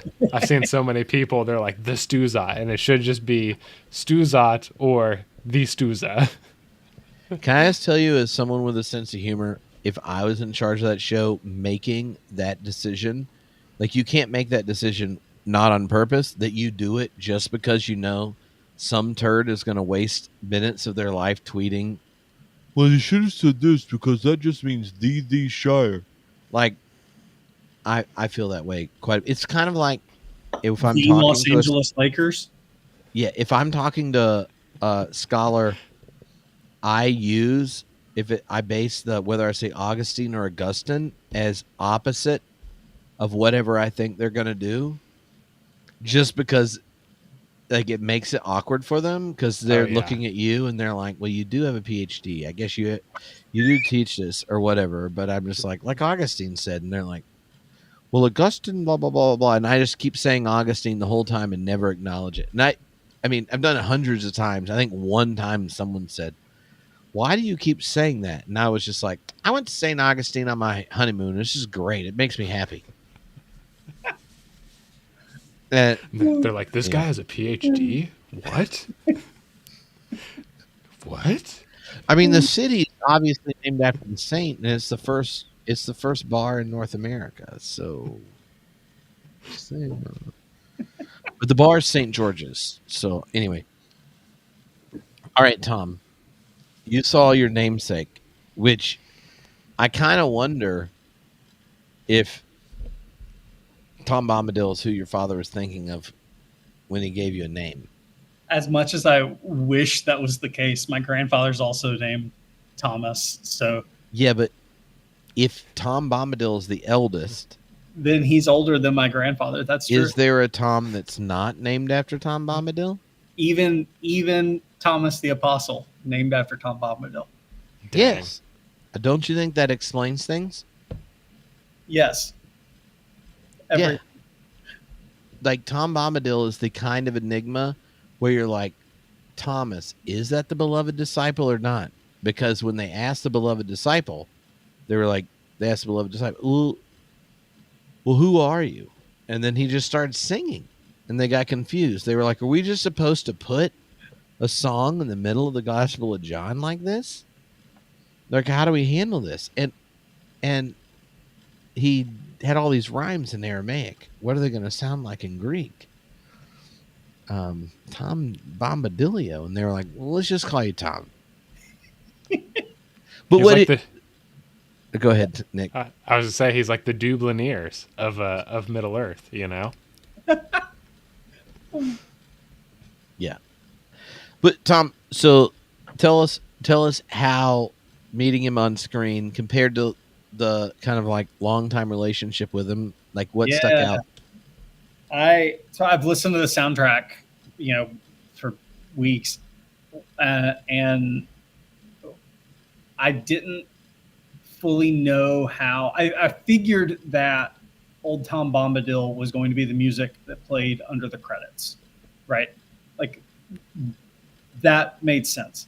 At least the Rufus Wainwright singing it. It was in his contract. Yeah, that's 100% credits music, which is what they did. So I really wanted to see how the singing and the song and the music was going to get acted, and I was really hoping that Rory Kinnear did not play him like the Ghost of Christmas Present in The Muppets Christmas Carol. Oh, well said. Like I was really, that would have been a completely, like, that's the wrong kind of Mary. It's the wrong kind of mirth, I think. One of the things I've not really read a ton of people's reactions or responses to this episode, partly because I just wanted to talk with y'all and I don't really care what they think. And one of the only things I did read, though, somebody was talking about how one of the things that bothered them was that he wasn't like joyful enough, and I think what they were thinking was this like just utterly unaware of the world, kind of completely in the present, to the point that there is no past, there is no future, and we only live to make merry now. And to be eldest and to be merry, you have to be able to find a deeper relationship that gives a deeper sense of contentment and joy, than come in, make merry, and know ye better, man. Right? Like, and so I was really, when the moment that the stranger started following the goat, I sat up and I was like, oh, here we go. This is it. This has got to be the moment. Like if this is not the moment, then I'm going to be sorely disappointed. And when he came around, before he even turned around, like his body was right. Oh Like yeah. the way he held his body, and then when he does turn, and he doesn't have the hat on, he doesn't have the blue jacket. It's just in that tunic, and the bees are behind him. Like there was a concerned, compassionate curiosity, like that just washed over the entire scene. And I texted, I think I texted Nick. I was like, the way my heart soared in that moment, it's really hard to put into words like that. And then throughout the entire exchange, through the bathing and the singing, whatever was playing around in that pot on the shelf next to the tub, Yeah. the when he came back in, and he and the stranger asked if there was anyone else there, and he was like, well, you are, I think. Like I like all of it was just, it was like my heart was, it was so light and held and wonderful. And one of the things that like really caught me, and I'll let Nick ramble. One of the things that really caught me was when he's talking to old Ironwood. Yeah. Which, where did they film this?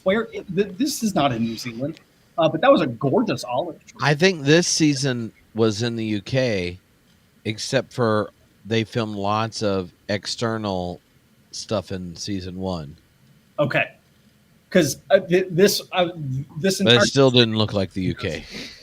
no, this entire setting is gorgeous. And the old Ironwood, when the strangers gotten sucked in, and old Ironwood's holding him there, and Tom goes to the tree and asks him why he's working, and he said, "You drink deep, or drink water, run deep, drink water, rest."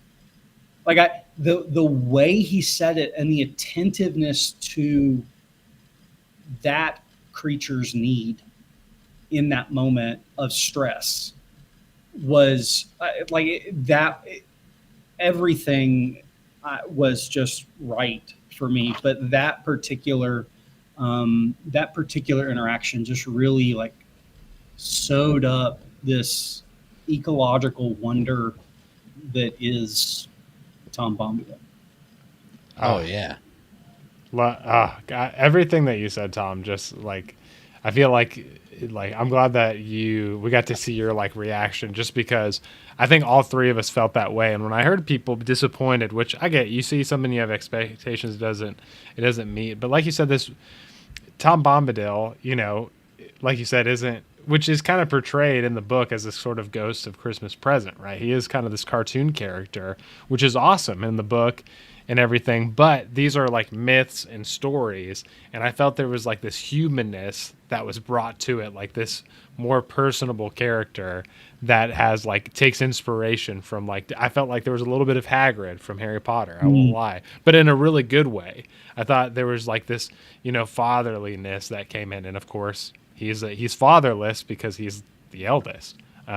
Yeah, I loved everything about it. It even gave me some Beorn vibes from The Hobbit with the bees. And I think there's a connection to wilderness there.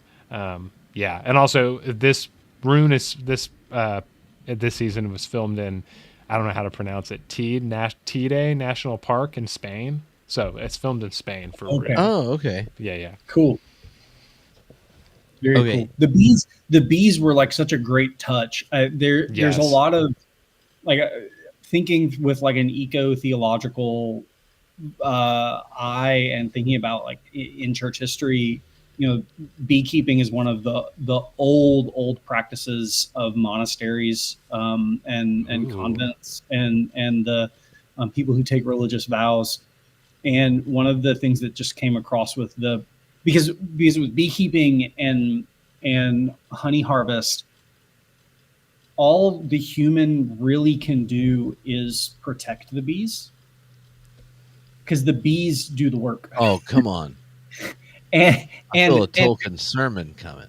And there's this commitment to letting them be them. Give me the meat and give it to me raw. And that was such a like foreshadowing of the rest of the stranger's time in the abode of Tom Bombadil. Like the first cultivation we see is not the cultivation that the men get from the Entwives, right? It's a cultivation that like fully lets the other creature be the other creature, and you just benefit from being in right relationship with them. And it's little baby lambs, right? Ones that are Yes. dependent upon caretaking. No one that's matured to autonomy, like to being autonomous, is there. Yeah. Right. So the stranger is this Istar, but hasn't got to autonomous. And then he's basically saying to him, are you going to go the Dark Wizard route? Or are you going to go this other way? Because somebody has to stop the Dark Wizard Sauron connection, because junk could get fierce. Yeah. Okay. All right. So I've spent about 3 hours reading everything related to Tom Bombadil. So that I could come up with. So I have no idea how we should structure this. But there's one specific letter that is the one that's most important to me. But I thought I would just mention the things I sent to y'all. And then if you think I should have said more, you can. But I'm gonna do a delivery rant. And then y'all both need to say whatever you want to say. Because in all likelihood, you'll say some cool stuff. Then I'll weave it into whatever thing I want to say. And then you can tell me I'm wrong. But, like, I've had quite a bit of bourbon. And I've spent a lot of time on this. Mostly at nights when I'm trying to go to bed in the past week. And I have a very strong take that I thought if I put on the internet, there'll be people that know better that tell me I'm wrong. So my goal is after all of y'all, everyone said stuff. My really strong take of Tom Bombadil is the proper Catholic appreciation for the Anabaptist tradition. Hot take. And that the Rings of Power understood that and has presented it as such. That's where I'm going to end. And now most people that listen to this have no idea what that means, but both of you do. So that's not just because you got my emails, but because y'all are theology nerds. So I'm going to attempt. Now, Nick, can you just set a clock for me? Yeah. I'm going to try to spend 2 minutes on the 3 sections I sent y'all. I originally had cut and pasted all the quotes of Tom Bombadil and action points of what happens in Lord of the Rings, and then realized it was too long. So then I summarized it to myself with bullet points, and then I just sent y'all the bullet points. And then also there's where the origin of the character came from, and then I found all the letters that it came out of, and all that kind of stuff that I sent you. So now I've got a different order for my presentation now than what I sent you, because I rethought it this morning when I was taking a dump. But I don't have to tell anyone. All right. So Tom Bombadil, the origin of Tom Bombadil, is that Tolkien, who we know, especially if you're in one of those really cool families that dramatically reads all the letters of Father Christmas to their children during Advent, is a character, and it was based on a Dutch doll that belonged to Michael, one of his kids. And the doll looked splendid with a feather in his hat. And so, you know what Tolkien did? He's just like, let me tell stories. I just want to tell cool stories to my kids. So I'm going to invent this guy. All that junk later becomes the Adventures of Tom Bombadil, like the text, which he doesn't publish until he gets a letter much later. Who's like, could you tell us more about Tom Bombadil? And he's like, by the way, I thought about making him the main character in the sequel to The Hobbit, but that got sidetracked by the freaking Lord of the Rings. But nonetheless, I was about to wake everyone in my house up. But I think I could publish all this hot material I have if the artist from all the Chronicles of Narnia stuff makes my drawings, and that happens. That's the book Adventures of Tom Bombadil. Now, in it, you get interaction with Tom Goldberry, the River Woman's daughter, his partner in the text. Old Man Willow's in it, all this kind of stuff, but it's not there. The continuity threads are thin from the Right. Tom Bombadil that we think of, but there are all these words, characters, references. And even in it, there's references to graves, Barrow-wights, all this kind of stuff, and a kind of nod to Tom being the spirit of the dying Oxbridge vibe, like Oxford, Cambridge. Oxbridge is the term schools like the University of Edinburgh, where I was faculty for a bit, who are ranked higher than them in certain areas, call people who perform a certain attitude. I don't know if all the UK, Scottish prejudice towards English is great. They love Americans because they're like, y'all won when you rebelled and we didn't. And we need to vote for this. So And we didn't who knows? the first time, You know, or the second, or the third, but we will the fourth. well, there's a promissory note. But all I know is Oxbridge in Scotland is used as a term of derision towards people on a certain high horse, all of which, nonetheless, okay, not going to make an aside. This will be Nick will cut me off. All right, so in Lord of the Rings, Tom says, he's like, you hear in the show the big quotes about him answering who he is, but in the book, he gets information from many sources, including Farmer Maggot and the elves. We learn in the book he's got connections. So whatever bumbling idiot someone may think he's supposed to be, if you just pay attention to details, he's got connects. Also, Farmer Maggot is basically the Hobbit equivalent of the Godfather. Second, he seems to have like all this power up in this piece. He just like walks up to Old Man Willow and the Barrow-wights and it's just like, come on, let's just chill out. Let's just calm down, but in like a jovial way. And all that goes on. And do the Nazgul while the hobbits are hanging out at his house get anywhere near that piece? No basket. And it could be that Theo told them, like, I've had an encounter with Tom before, or whatever, or maybe Waldrig was just like, don't mess with Tom. You got to wait till the ring's away from Tom.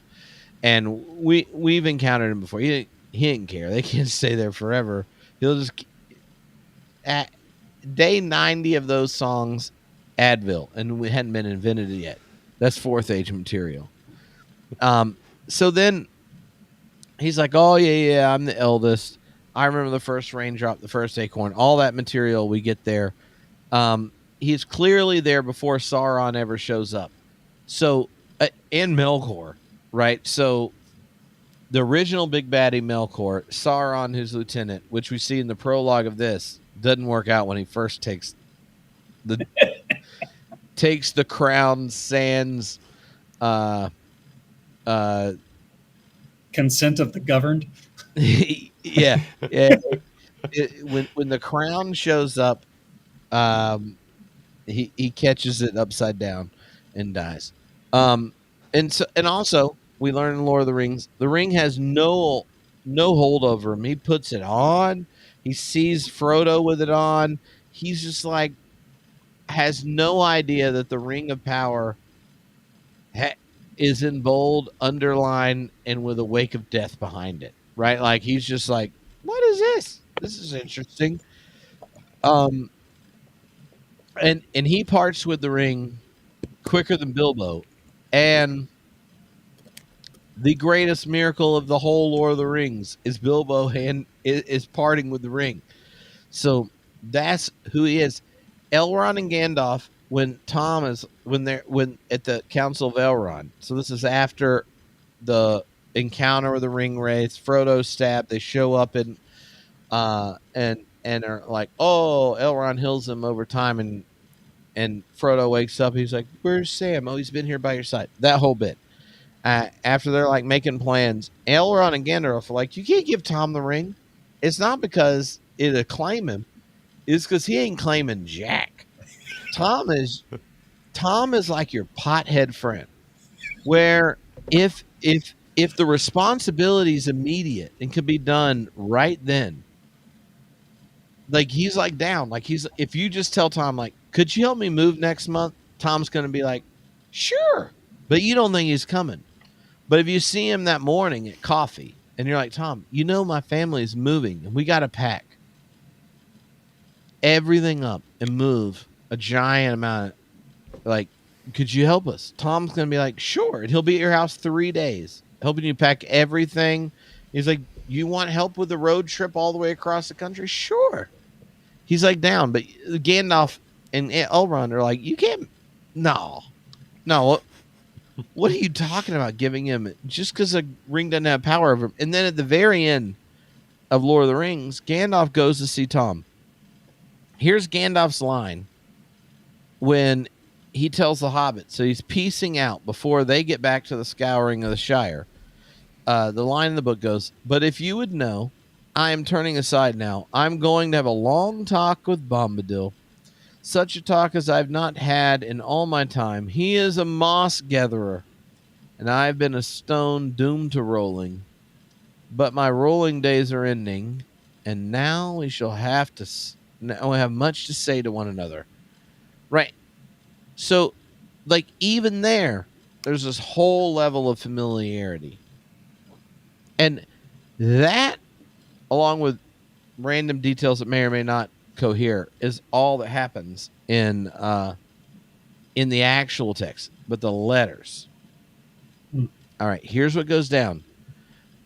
In the letters of Tolkien. Letter 19. Tolkien says, do you think Tom Bombadil, the spirit of the vanishing Oxford, Berkshire countryside, could be made into the hero of a story? Or is he, as I suspect, fully enshrined in the enclosed verses?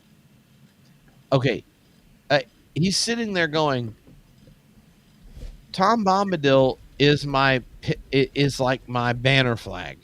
Not like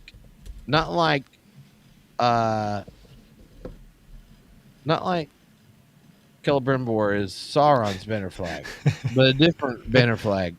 He's like, can I squeeze some more of this in? Because, right, like he represents something important. When later he says Tom's an allegory or exemplar, a particular embodying of pure, real, natural science, the spirit that desires knowledge of other things, their history and nature, because they are other and wholly unconcerned with the doing, annulling, with the knowledge, zoology, botany, cattle breeding, agriculture. There, he's talking about Tom's relationship to nature is an allegory for how science should function, right, as non-controlling interventions, arrivals that only seek to understand, not impose their theory of knowledge. Like, as Tolkien problematizes most of modern epistemology in its relationship to technology, war, violence, structuring of human peoples, top-down power, all these kinds of things. You just hear him here going like, also, Tom loves nature more than scientists do, and they spend their whole day staring at it because this is how science is supposed to do. It's supposed to vibe out before it details out. And if you did that, you wouldn't cut shit apart and say you understand it. Which, again, in the book, Gandalf and Sauron have a discussion where Gandalf and Sauron have a battle of like, oh, how do you understand something? Gandalf's like, or Saruman, yeah, where you can't like just like take things apart and dissect it and think you understood it, because like the power, top-down power, likes to make things into parts to understand. The Eru Ilúvatar takes parts and puts them into whole, into song, or puts people and races into fellowship. Okay, I mean, it's like the whole freaking story of Lord of the Rings is the power of cooperative bottom up power ultimately defeats the partitioning of top down power. And so if you get that, Tom Bombadil is like what's good about the academy he likes, what's good about nature. And then um when he's talking, so a number of people are like, is Tom Eru Iluvatar? And he's like, no basket. Okay, I won't go through all the quotes here. But here's like the greatest passage. And this is why Tom Bombadil is a Catholic explaining why every church needs an Anabaptist tradition. This is, or better put, why the Catholic Church needs what's the French anarchist critique, Jacques Ellul. This is why Tom Bombadil is Jacques Ellul. This is Tolkien, letter 156 to the editor of Lord of the Rings. You should just all go read the whole thing. Tom Bombadil, but this is a question about Tom Bombadil. I didn't read whatever occasioned this. Tom Bombadil is not an important person to the narrative. I suppose he has some importance as a comment, in scare quotes. I mean, I do not really write like that. He's just an intervention who first appeared in the Oxford magazine in 1933, like in reference to that origin story, one of his kids' stories that then turned into some poems. And he represents something that I feel important, though I would not be prepared to analyze the feeling precisely. Now, let's just go ahead and say, feel like he wants to analyze precisely. This is Tolkien, who invented entire languages for one character. So, what is the mysterious enigma he doesn't want to analyze precisely? I guess there's something up with that. I would not, however, have left him in if he did not have some kind of function. I might put it this way. The story, Lord of the Rings, is cast in terms of a good side and a bad side. Beauty against ruthless ugliness. Tyranny against kingship. Moderated freedom with consent against compulsion that has long lost any object save mere power and so on. But both sides, in some degree, conserve or destructive, want a measure of control. But if you have, as it were, a vow of poverty, renounce control, and take delight in things for themselves without reference to yourself, watching, observing, and to some extent knowing, then the question of the rights and wrongs of power and control might become utterly meaningless to you, and the means of power quite valueless. I would just like to pause for all the process relational thinkers. I believe what he's saying is that when love becomes uncontrolling, God is a bit oblivious as to morals. It is a natural pacifist view, which always arises in the mind when there is a war. But the view of Rivendell, and here he means the High Council, seems to be that it is an excellent thing to have represented. Like they kept Bombadil around for a purpose, meaning he was not preserved on accident, but on purpose. But that there are, in fact, things with which it cannot cope. Rivendell, the perspective of good versus bad. Let's create a binary and win. Can't cope. And upon which its existence nevertheless depends. So the beauty of Tom putting on a ring, seeing him with its on, being indifferent to the whole binary that generates it, that's actually required for the whole beauty of him. And vice versa. The beauty essentially here of the gospel requires the vocation of the non-religious. Like if you think Catholic, like he uses vow language to reference the vows of poverty, things that the priests take. We actually do the Sermon on the Mount literally. Though that is only made possible by people that deal with reality and all the human crap that Rivendell's trying to negotiate in all its seriousness and figure this out. But That whole reality you're trying to figure out in reality makes no sense if it doesn't also make possible someone that lets you know the story you're telling is ultimately going to, it came into being and will go out of being and is ultimately meaningless and the future is beyond it. Right? Like Tom Bombadil is the eschatological presence of swords being turned into plowshares and how uninterested the world's future that is in God is in making ultimate what is penultimate, namely even the ring. And Gandalf is a mover and a shaker. He's a rolling stone. And Bombadil, who's like, you have a vocation, and yours is these two, a bad wizard and Sauron. But he's actually beyond it. And his presence makes possible the dynamic of the battle of good and evil.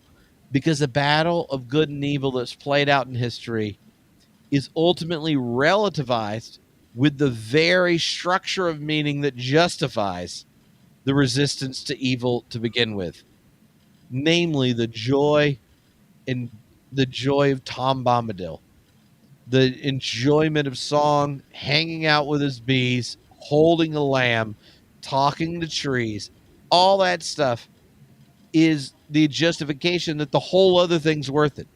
So what does the steward of the story, Gandalf, do as the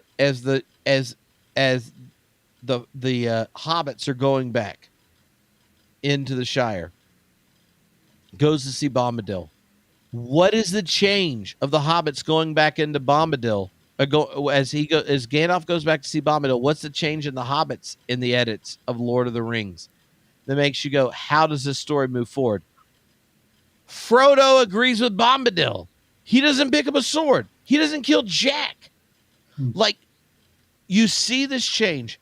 Gandalf and goes to meet Tom. You get this explanation to the editor of like the Anabaptist tradition makes possible the other is justified by the potential of the Anabaptist tradition. And then Gandalf pieces out and says, y'all got to go back. Merry, Pippin, and Sam are just like, look, two of us drank int juice. The other freaking went to Mordor. We're strapping blades of Westerness. Like, step back, Sharky. Right? But what is Frodo doing? Frodo shows up. He goes, no hobbit has killed another hobbit on purpose in the Shire. We're not doing that. I don't care. Yes, some of them got coerced into this, and this is how they are surviving, but some of them did it on purpose, and we're not killing one of them. That's what Frodo does.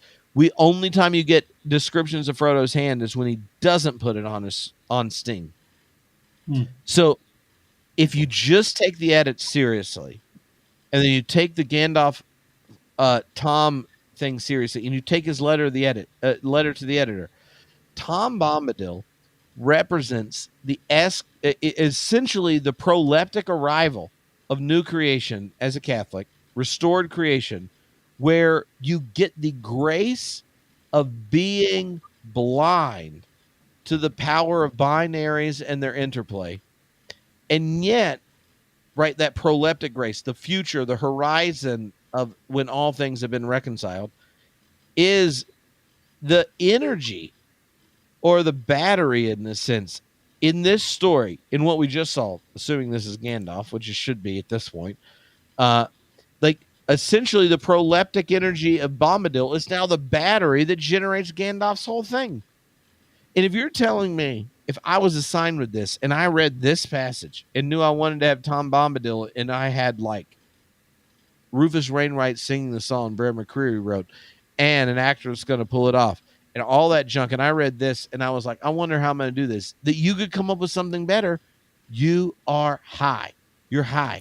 You're really, really high. You couldn't have come up with something better. It literally coheres with the edits of Lord of the Rings that Tolkien does in the final version to send Frodo nonviolent to the scouring of the Shire, Gandalf to go see Tom.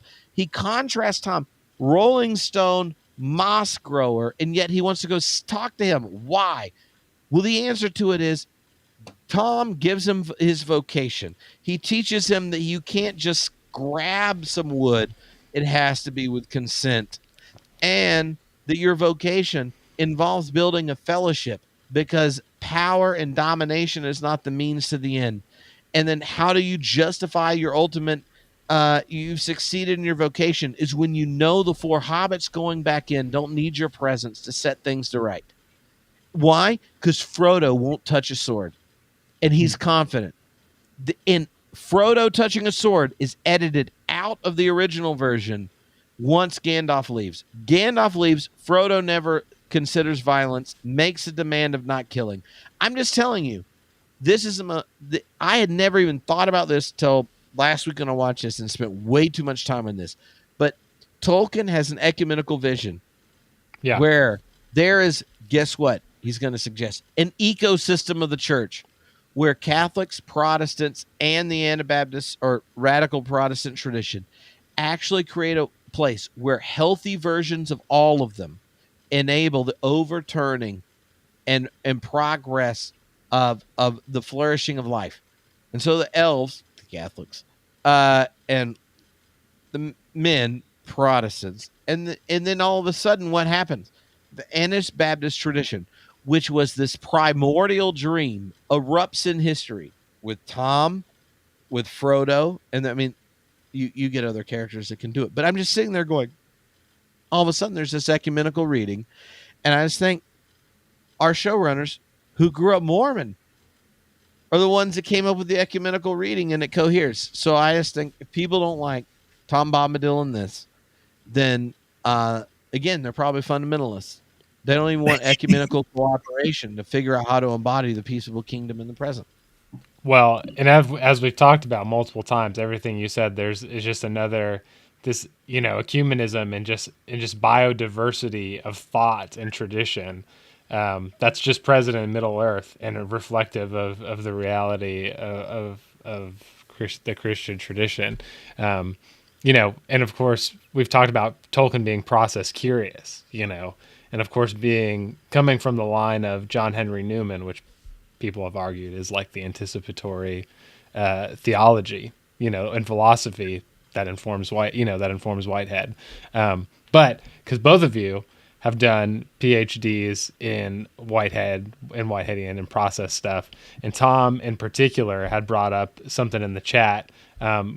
Give me some process takes on Tom Bombadil and all that.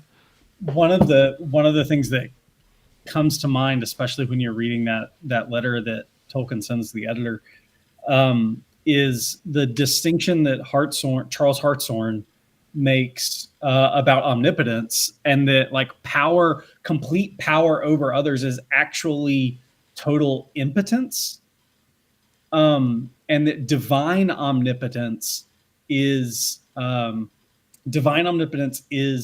the ability to I don't have his exact words, but the ability to be affected by others and to affect others, because you recognize the freedom and power of creatures also in becoming. And there's so much of that in how Tolkien describes what power means for Bombadil, that there's a very clear fight going on between whether it's, as he calls it, the conservative or the destructive, but they're both seeking a particular controlling stake. And that through like a Hartsonian process read, there's a lot of good actor work that's going on in our world that is still seeking controlling stake. And that's different from a divine omnipotence that seeks to live in an empowering and a freeing love. That it's more than empowering. It's not empowering in a top-down paternalism. It's empowering in a recognizing of the other's worth, so that the other can name their own worth. Like think like liberation psychology and the priests, the martyrs of El Salvador, right? And the work they were doing in flipping, I mean, keep in the Catholic Church in the 20th century, in flipping the hierarchy here, that the direction of power can never be accurately called divine if it's always running top down. But it also can never be accurately called divine if it's only running bottom up, right? There has to be a genuine relationality that recognizes capacity and power and worth and self-determination, and recognizes the choice of love and the choice of creativity, the choice of transformative grace. And that's what, and this is, I've talked about this in my own work, that's what grace is that the radical Protestants get wrong. That's what grace is that the transubstantiate Catholics get wrong. And this is where I love the ecumenism here, because the dwarves are all the Eastern Orthodox. And grace, grace in the Orthodox tradition, and give it to me raw. Grace in the Orthodox tradition that John Wesley picks up, right, and brings into Methodism, in that sense, it's non-substantial, right? Grace is not this present that God hands to you and says, hey, look, you're saved, congrats. Grace is the condition of creation such that you can now live into love. Instead of saying grace is, it's better to say it is gracious that. And it feels like Bombadil is especially in his conversation with the stranger, who I'm with you, like we're definitely Gandalf by this point. Especially in his conversation with the stranger, it is gracious that Bombadil is calling forth the consent to be in a relationship with the tree before you just go rip its branch off. It is gracious that Bombadil points out that he's not the first Ishtar who has had honey by his fire, right? It is gracious that Bombadil washed, how did he phrase? I did as much as I could with this dirty robe. Yeah. Like there's this. It's kind of like the other gives limitations. Yeah. To one's power because the other gets an integrity of its own. Almost. And not just that is the case, but that there's a depth of goodness to that the world of Sauron cannot abide. Like, so you didn't read what I think is actually the most important sentence in that entire letter to the editor. Nothing would be left for Bombadil in the world of Sauron. And that would have been another 10 minutes, Tom. Yeah, well, I'm I think really it's because not the world of Sauron cannot abide that relationality that recognizes the integrity of the other. And Bombadil can only live in a world where that grace can be transformative and creative and binding. Yeah. Oh, junk. Yeah. Come on. Oh, that's a Horn of Gondor. Oh. Nick, can I ask you a question? Then you can say whatever you want. Ask me. Because that was like a walk the aisle process sermon right there. Okay. Thinking what he just said. And now, I know you and I were really hoping for Blue Wizards. Tom Bombadil was so good, I really hope that's Gandalf, even though it's wrong. This is how much I like that Tom Bombadil. Now, Gandalf is ultimately gonna get, is it Narya, the one of the three Elvish rings, which is essentially connected to the power to inspire and empower others for, like, oh, we're going to resist domination, tyranny, despair in all these moments. And we can Like when you discover at the end of Lord of the Rings that Gandalf has one of these rings on, and then you know which one, you're like, oh, well, that explains some things. But to me, one of the things that I'm interested in is if we just go, if we take the kind of the brackets of a TV show where you can't have like every episode new humans showing up. So it's got to be condensed. And it's based off only things that they can legally talk about unless they get permission. And then, the Elvish rings go first in this one. So you get the kind of character relations of Elrond and Galadriel we talked about earlier, which help make sense of what happens later, right? So the character dynamics are more important than the trivia dynamics. Right. Then knowing that at some point, right, he's not just coming into a staff because he has a tree permission. He's coming into one of the rings of power. And it's the empowering ring, the ring that inspires for resistance, domination, tyranny, these kinds of things. Like, to me, like, knowing Stranger / Gandalf's potential destiny, like, I have a hard time not thinking the storyline plays out. If you would have to know the lore and the details to do what just happened.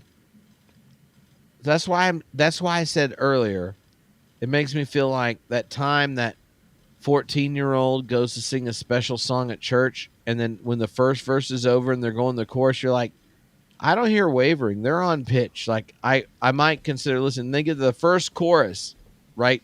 Bombadil shows up, and you're like, ooh, we went to the 5 in this key, and that high note, I didn't hear quivering in the voice, so I think we're good. I might just enjoy it now. What are the lyrics?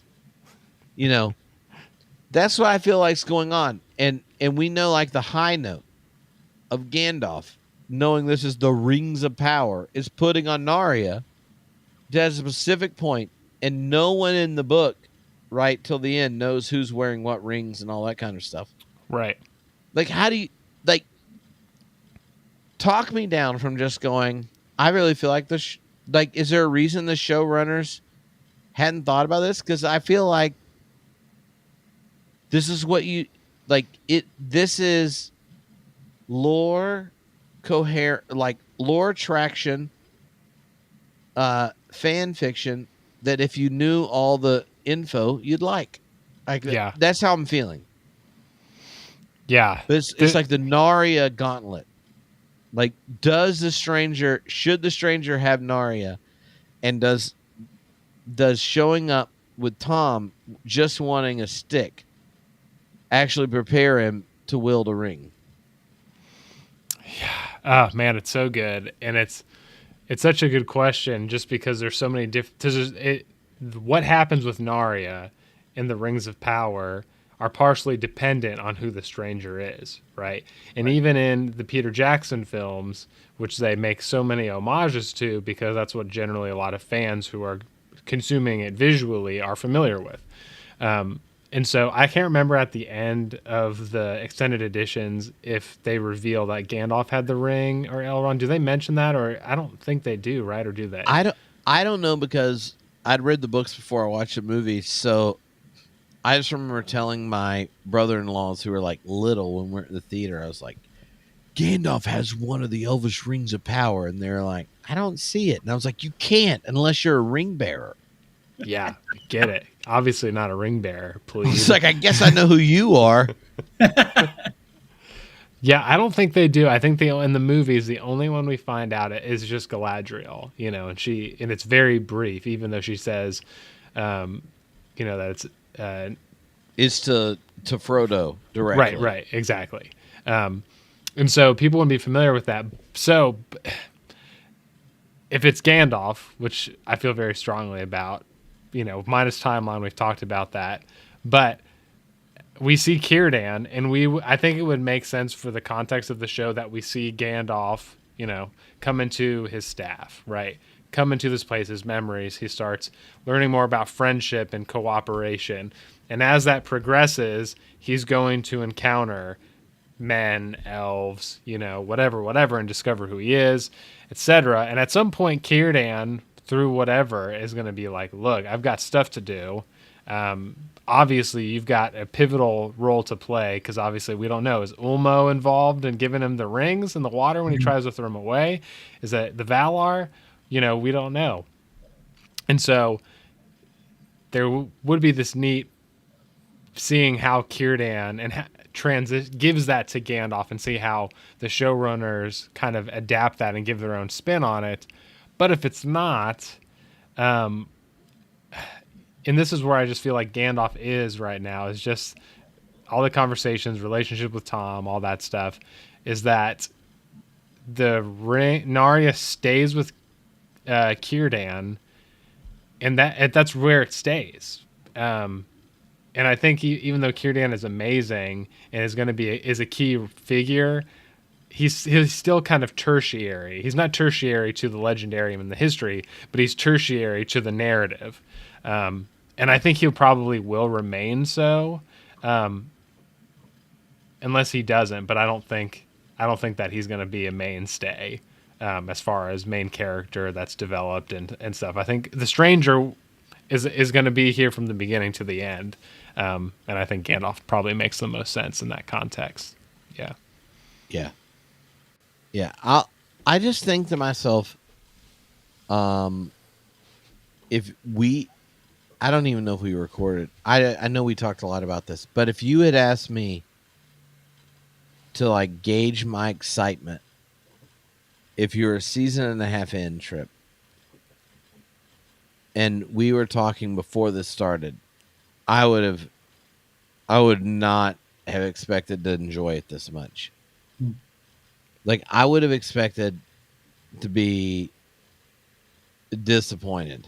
I would have, we haven't had, there's nothing in this show that has been treated as dirty as Faramir yet.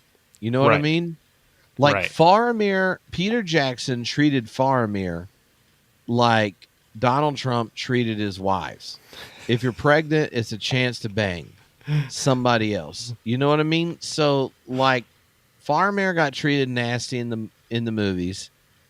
They try to fix it by sticking some Mordor walking golden nuggets, like right after Faramir has his awakening. But no, Faramir had more of that Bombadil energy in him.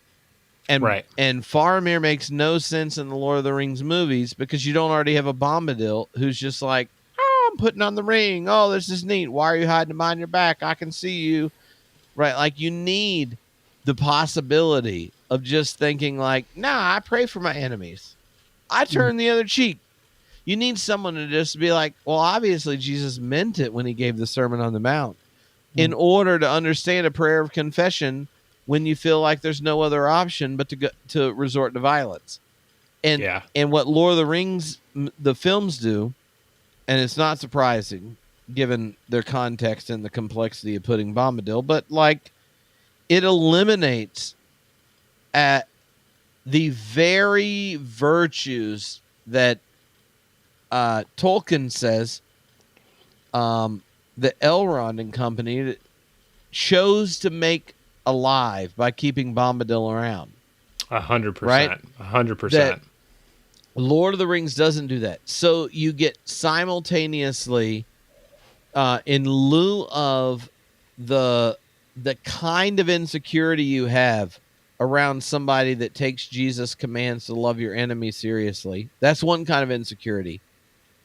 Well, what if we exchange that for, what if the tension isn't that, but emo Aragorn, where he's like not sure if he wants to be king? Because that ain't in the book.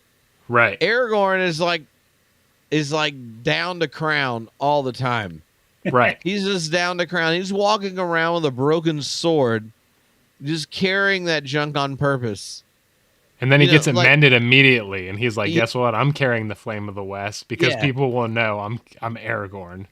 yeah, he's DTC down to crown, and uh, and but like that shift just makes so much sense, right? If you're an Yeah. American, Right. that like which voice of the ecosystem of Middle Earth that Tolkien valued so much, he existed before he thought of Middle Earth, kept him in, and was just like, well, there is a point he's here.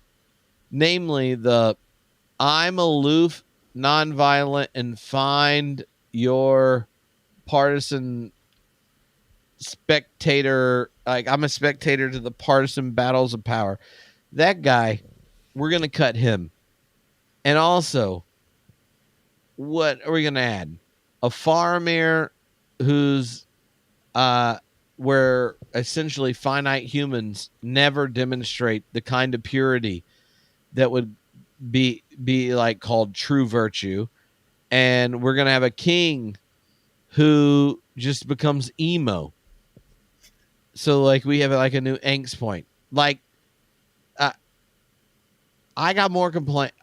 I love, as someone that rewatches the extended editions 2 or 3 times a year, I have as many complaints about that as I do a Rings of Power so far.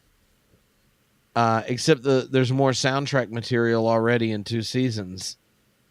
And as someone that I probably listened to like 5 minutes of soundtrack material to 1 minute of actual viewing, unless you count when I go for personal records on kettlebells. I just rewatched the Battle of Helm's Deep.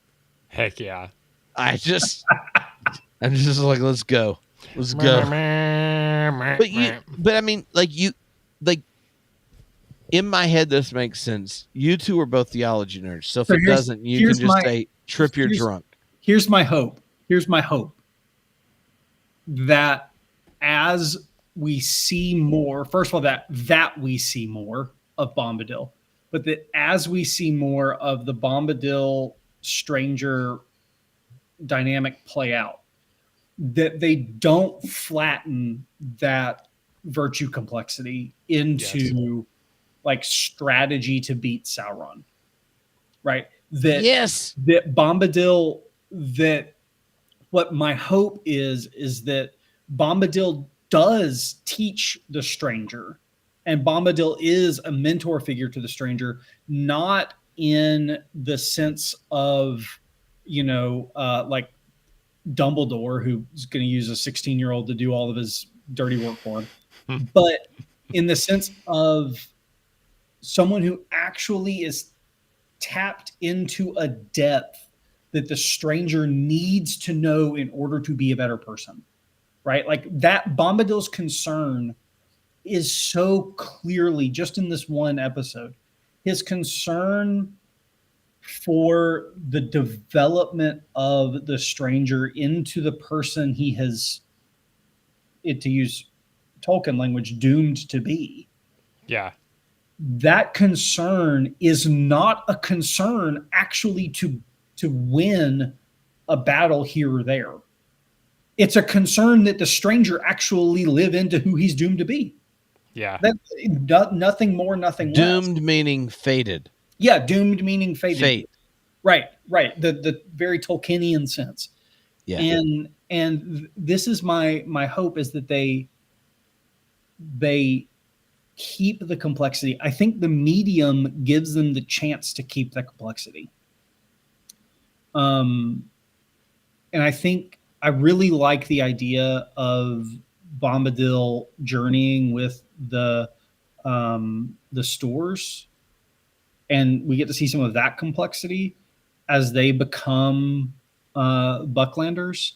I really loved the very brief throwaway line of, why are you here? Well, this place used to be green and I had to see it for myself. Like those kind of moments give us a glimpse into this complex virtue. And I think there's actually, and I don't want to, just lean super hard into Tolkien's Catholicism, but there's a sense of Catholic virtue ethics at work in Bombadil that in a really kind of classic sense of the cultivation of the cultivation of virtues is what matters, not because virtues get you an outcome in a particular battle one way or the other, but because cultivating virtues is the way into the beatific vision. Yeah. And like I think the medium gives them the chance. And I'm excited to see them live into that complexity and keep that going. So here, quick follow up, and you say whatever you want, Nick. I don't know if you were the primary editor or not, but Kelly Brown Douglas' book Resurrection Hope. Yeah. It has that Bombadil energy. Mm. And there's a chapter where she talks about the prophet straight up just laughing in the middle of the problem. And that there's this kind of prophetic energy.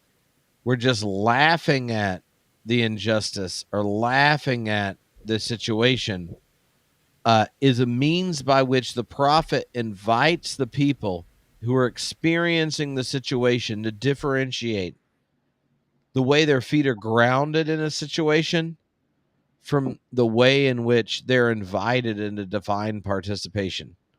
Right. And so like all of a sudden when you just like start laughing in the face of the oppressor or laughing in the face of injustice or laughing in the face of the dark wizard or, insert this kind of thing, there's this kind of like laughter as an interjection. And that was always like a thing you get with that little inbit in Lord of the Rings for Tom Bombadil. But this introduction of Tom and then thinking of how Tom functions for Tolkien just in his letters makes like rereading all the letters makes me think Tom Bombadil has more of that laughing energy in the book than I had ever thought. Where what happens, the hobbits are sitting there, right? Like they just straight freaked out. They're a freaking ring race on horses. Freaking worms are creeping up when they snort at me. Just think of all the like creepy stuff there. They're like trying to escape all these places. And they even got like random peeps up in the prancing pony getting all wild just because we got some dancing and singing going on and Frodo did a little magic trick. And now they're like trying to report peeps. Like things are getting off and you like get this whole thing. And then like what happens when you finally like with all this energy and tension, like what is it that like sustains them in Fellowship of the Rings? There are these like little breaks. The first one is Tom Bombadil. The second one after Frodo gets stabbed is Elrond. And there's these nourishments. Then after they leave there, you end up getting Galadriel, and then they get traveling nourishments, all of her gifts, which Galadriel's gifts play out as he's the light, the lambus, all this kind of stuff, all the way down to the scouring of the Shire, and now you got some magic dirt to get your party tree back. Why? Because you got to have some party. I mean, that's like a gospel without a pocket to stasis, some universal reconciliation. And so like once you like see that, to me, there's a sense that what's going on with Tom is like the interjection that could seem otherworldly is actually jester energy of the actual other world that's possible. Like it's an eschatological interjection. And it's an other world that's possible through this world. And I think that's Amen. What's so important. It's not an other world that's an escapist locale. It's an other world that is possible through transformed relationships with the other people in this world. And Tom is living those right relationships in a way that makes no sense, purposefully makes no sense. Like there's a holy fool element to it. Yeah. I mean, it's very much like I think the connection to Kelly Brown Douglas is really good there, and I was not the editor on that. My boss was. I think the connection to Kelly Brown Douglas is spot on there. There's an energy with laughter, a theological energy, an ethical energy with laughter that disarms nonviolently, right? Because it right then creates the other world in the face of an attempt of oppression. And I think one of the things that we see with Bombadil, that we feel with I think this is why I felt like he was right before he said anything, is because Bombadil is a feeling that even Tolkien captures in the character in the book. Tolkien captures the feeling of Bombadil regardless of the words, and the words only add depth to the feeling. Nick, I want to hear you. No, I love everything that y'all said, and just two things that I thought of. One related to your laughter thing is that laughter's all over Tolkien and Lord of the Rings in general, but I think especially in the Scouring of the Shire, there's a part I can't remember. So Frodo, Sam, Pippin, and Merry are rolling up, and they're like, "What the heck is going on with the Shire? There's ugly buildings, things are destroyed, there's gates, there's rules posted everywhere, and there's a bunch of hobbits, I think, and possibly some men who are like, hey, if you go one step further, we're going to do something about it." And what do the hobbits do? They bust out laughing. They laugh at them. They're like, yeah, okay, good one. And they're like, oh, you're serious. Okay. So two, and I think about this, I go back to like the tie-in with like the Catholic virtue ethics, but then also this necessary recognition of like the Anabaptist tradition and these things, and how relationships and the way that things happen in the world are absurd, right? Relationship love is absurd.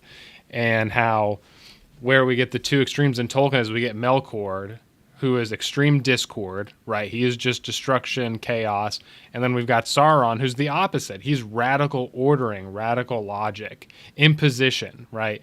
This is the way things are going to be, to the point where I'm going to impose my spirit on all of my army because I can't trust anyone to do what I can do. And Tolkien comes in and says like, no, both of those logics are wrong because there's this imposition going on that's not reflective of reality. And even just tying in Bombadil and then bringing into like interreligious dialogue, Zen Buddhism really focuses on that type of absurdity when it comes to enlightenment, right? I think of this koan all the time of like this master has a kid come in and he makes this, this pupil makes him tea. And he says, every time he comes in, he says, hey, what's enlightenment? And every answer he gets wrong, the Zen master slaps him in the face. Okay. And at one point, the pupil gets really angry and he just throws the teapot against the wall. It smashes. And the Zen Buddhist master goes, yeah, that's enlightenment. And the guy's like, okay. And so he sends him to the next exercise. And the next day he goes, what's enlightenment? And the pupil smashes the pot. He gets slapped in the face again. He's like, no, that's not enlightenment, because there's not this repeat logic. There's this relationship, as you're saying. How do you become yourself in this moment? How does that relationship impact? And there's not just this weird like, oh, I found this formulaic condition to control and also, or I can just destroy everything and burn the Buddha every time, I don't know. So that part, that I might have taken that metaphor a little too far. That doesn't make sense. No, I like it, and I want to add a third imposition too with Saruman, the radical order that's not I'm going to use my spirit to control you because I don't trust any of you. But the radical order of the radical industrial order, Yeah. as another version of imposition that just, I mean, talk about blade against bark, just over and over and over. I think that only adds to that The observation. invisible hand, I even think of like modern day capitalism and the invisible hand kind of being involved in that. And Saruman's like, that's what we got to do, you Yeah. know? Well, I view love, freedom, liberty, and all the other good stuff. There is a really cool philosopher that once said, if you imagine logic and living correspond, then you'll never understand either. Oh, ooh. But his name was Al, and I don't trust people named Al. All right, so I have two final questions.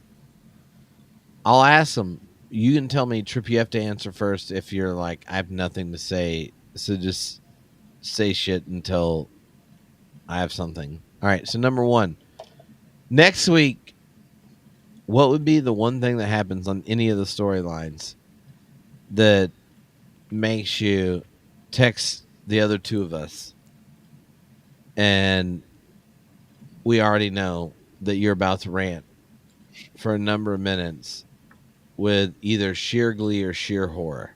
Like, what could happen next week where I get a text message that's just like, oh, I can't wait till next Monday because junk is going to get wild if they just sent me this text?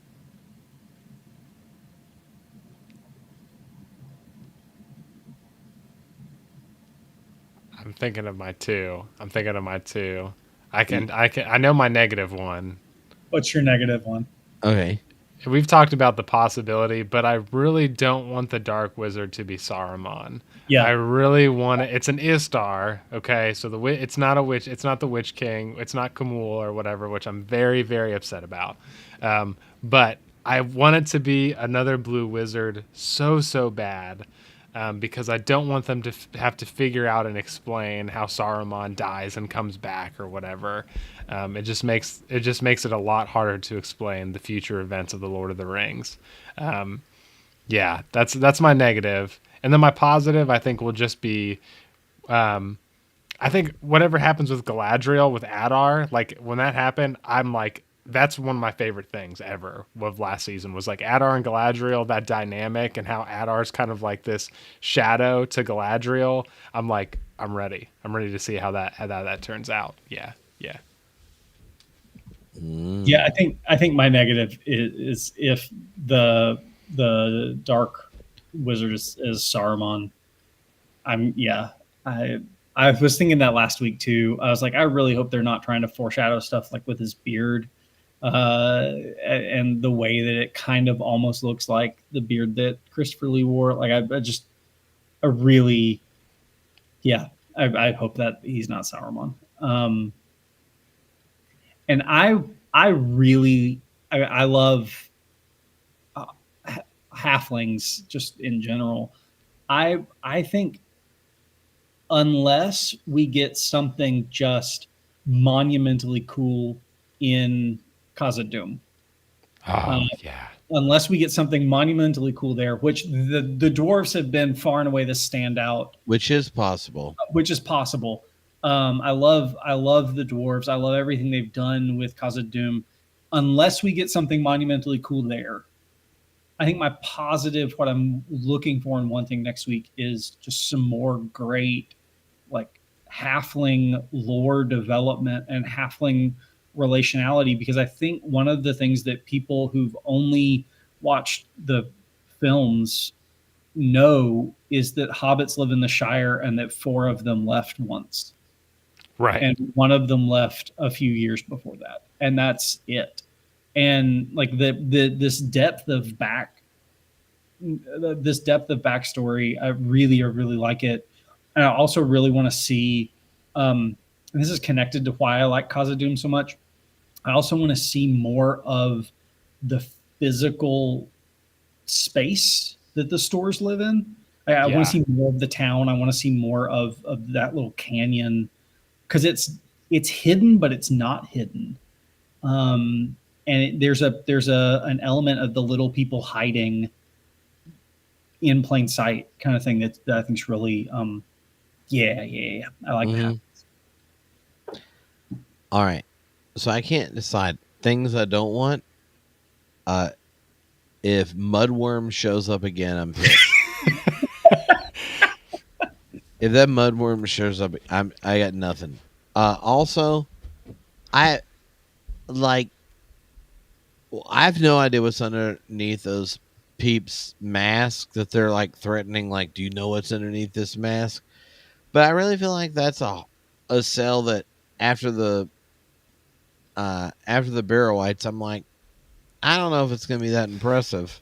Yeah, And everything I think that would shock me probably won't be on TV. You I know? better not see a white hand under that mask. Yeah, it's just like a giant white hand, or it looks like one of those like sandworms from Dune, where they take it off and it just jumps out. They're like, we can't keep it control if we don't keep our mask on. I mean, the like that's there.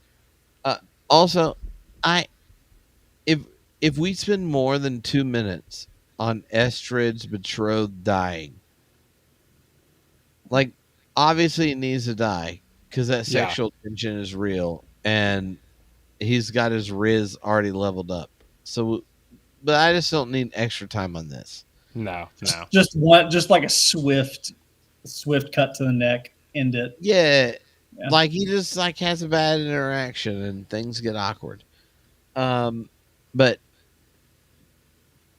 the on the what I want bit, like I really just want them ends to show back up. I want to see Winter Bloom at some other point. I'm not saying this next episode. I'm saying something has to happen for the end of this season where Winter Bloom's like, oh, Arondir is my boy, right? That'll make like the Arondir payoff go.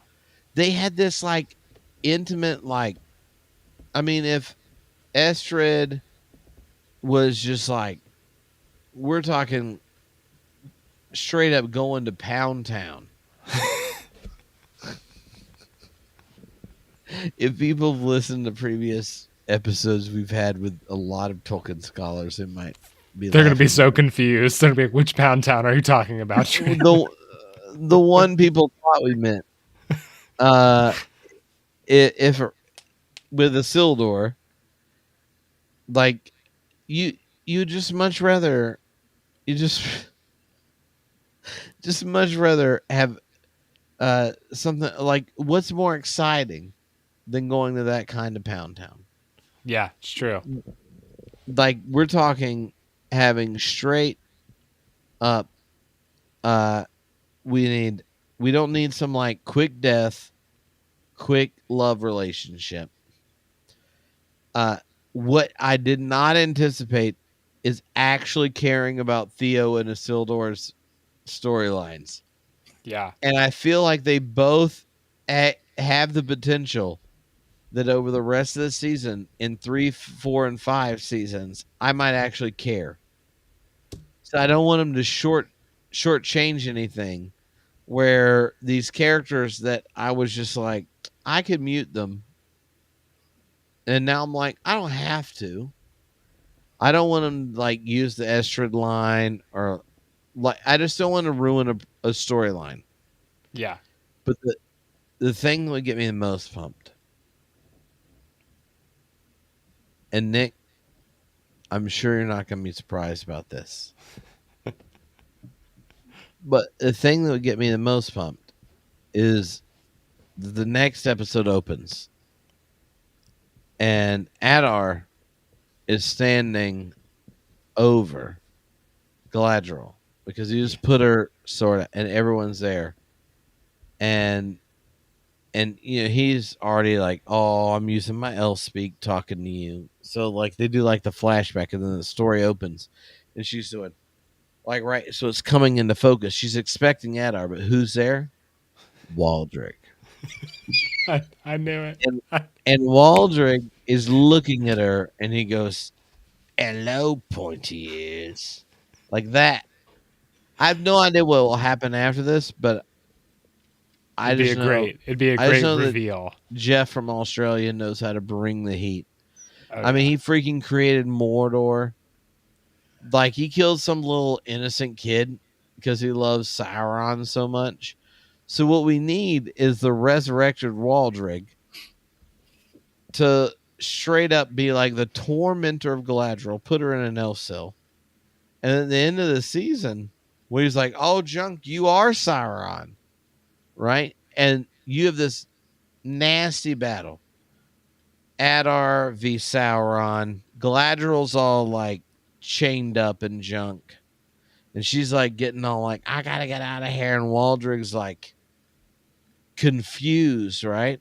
You know, he's like, "I love Sauron, but just because his sword sucked juice out of my arm while I held it by myself in my barn in the Southlands, just because I had a sucker sword in my barn for Sauron, a Sauron sucker sword that got bigger as it sucked my arm juice. Just because of that doesn't mean I don't know where my allegiance lies because I got Adar and I got Sauron here, right?" He's confused, like what's going to go on.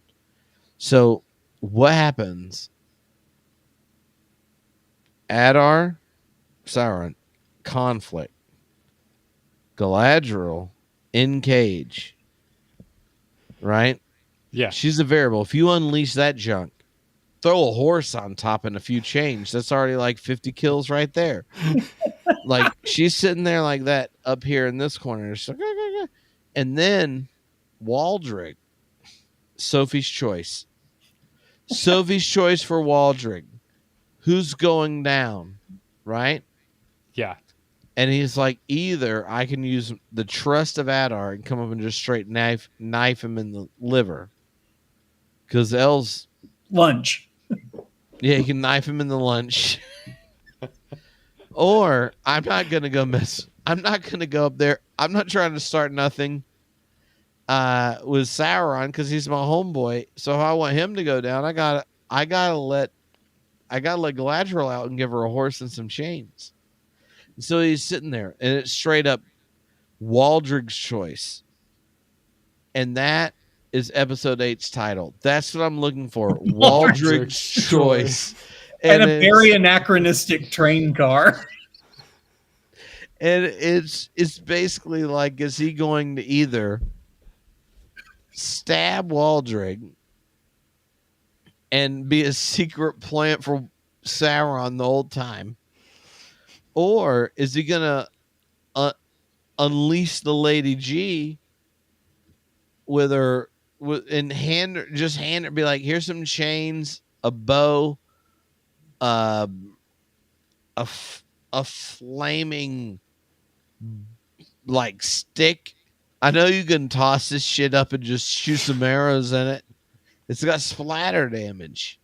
Like, he has to decide, like, where's this gonna go? And that, which sets up the between season 2 and 3 on the Waldrig miniseries, like, part of it will be like just his internal contemplation about Waldrig's choice. Waldrig's choice. Sauron, Adar. Like, how's it go? And if you thought the introduction of a deep ecumenism with the nonviolent witness of Tom Bombadil nested in a deep ecology was problematic for many in the modern world, you just wait till Waldrig's choice shows up. That's I will say just... Waldrig, we'll get a chance to see Waldrig as the least selfish character in the whole thing, though, because there's no eye in Waldrig. There are 3 eyes, and fuck it, I cast Fireball.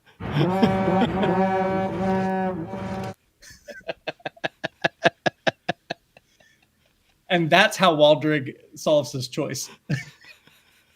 Fuck it, I cast fireball. If Waldrick casts a fireball, that makes me reevaluate my existence, but I would love it. Adar is close, and so is Sauron. What do you do? Are they in a 10-meter circle? Yes. Fuck it. I cast fireball. All I know is that the first 2 hours and 30 minutes only had one F-bomb, but the last 10 minutes. That's their bonus content. If you've made it this far, that's what you get. You know what's fascinating is there's 100 more people on the live stream right now than when we started. So I don't even know what to do about this. This happened last week. My other live streams, after 10 minutes in, the numbers go down. When it's Rings of Power, it just keeps going up the whole time.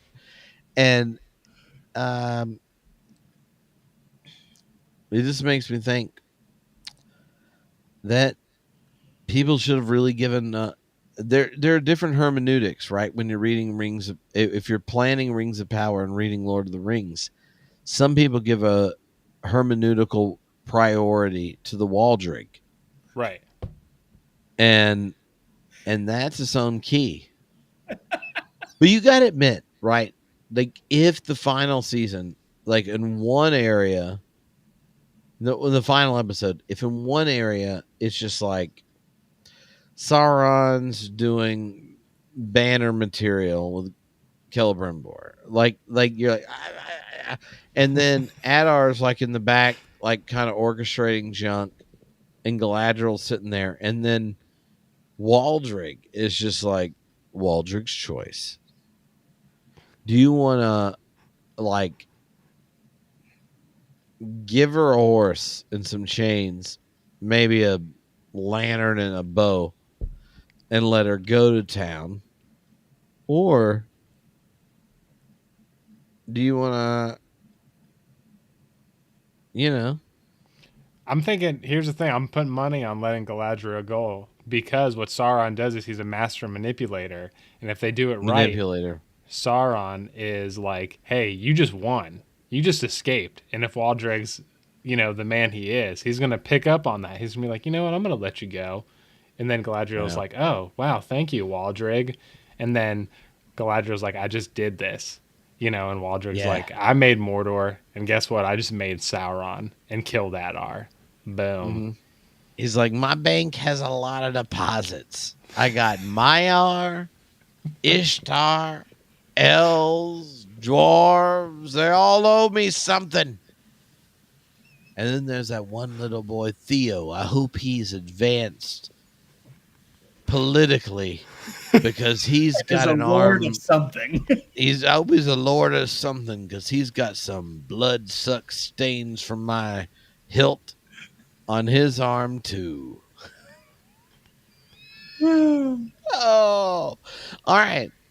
I don't know if y'all have anything else to say because I want y'all to know the volume of self-editing I've had throughout this endeavor has gone up dramatically.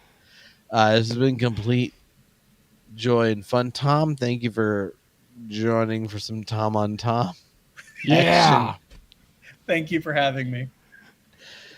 And if for some reason you're in the 114 people who chose to listen the entire time, or the other 118 people that joined after we started and are still here, or something in between, you clearly should come to Theology Beer Camp in cosplay, Amen. win some book prizes, smoke this junk with some sweet Lord of the Rings themed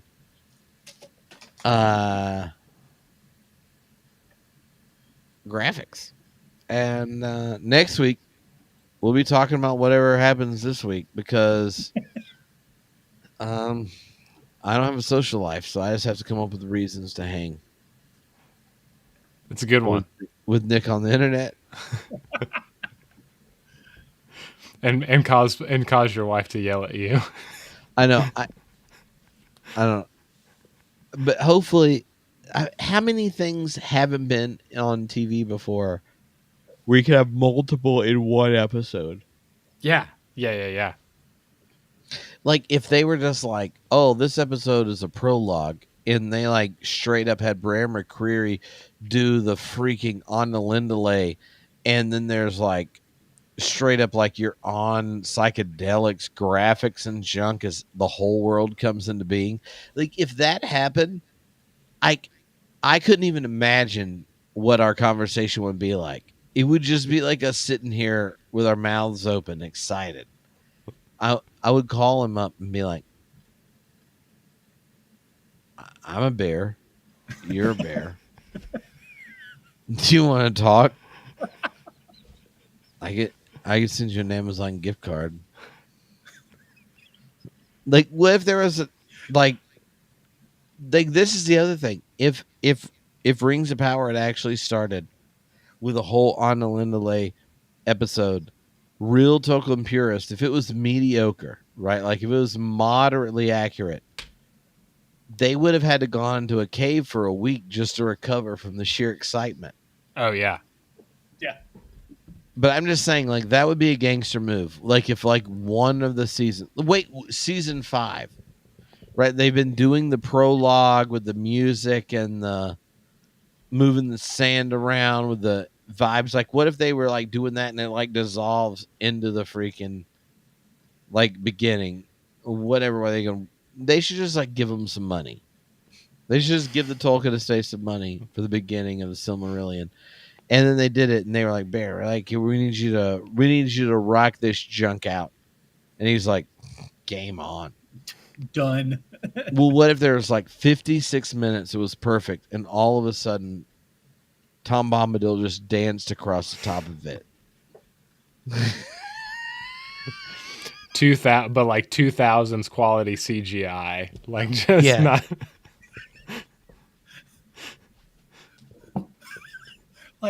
Like remember the little dog in the Windows 95 screensaver?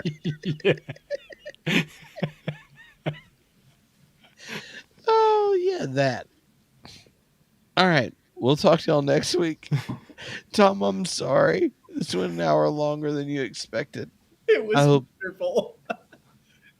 I hope no one in your home is upset at us. My wife's in Chicago tonight. Oh, well, I feel much better. Yeah. I feel much better. I mean, I have to pack lunches in 6 hours, but you know, Yeah. there's not another person since I quieted up. All right. Thank y'all for hanging out.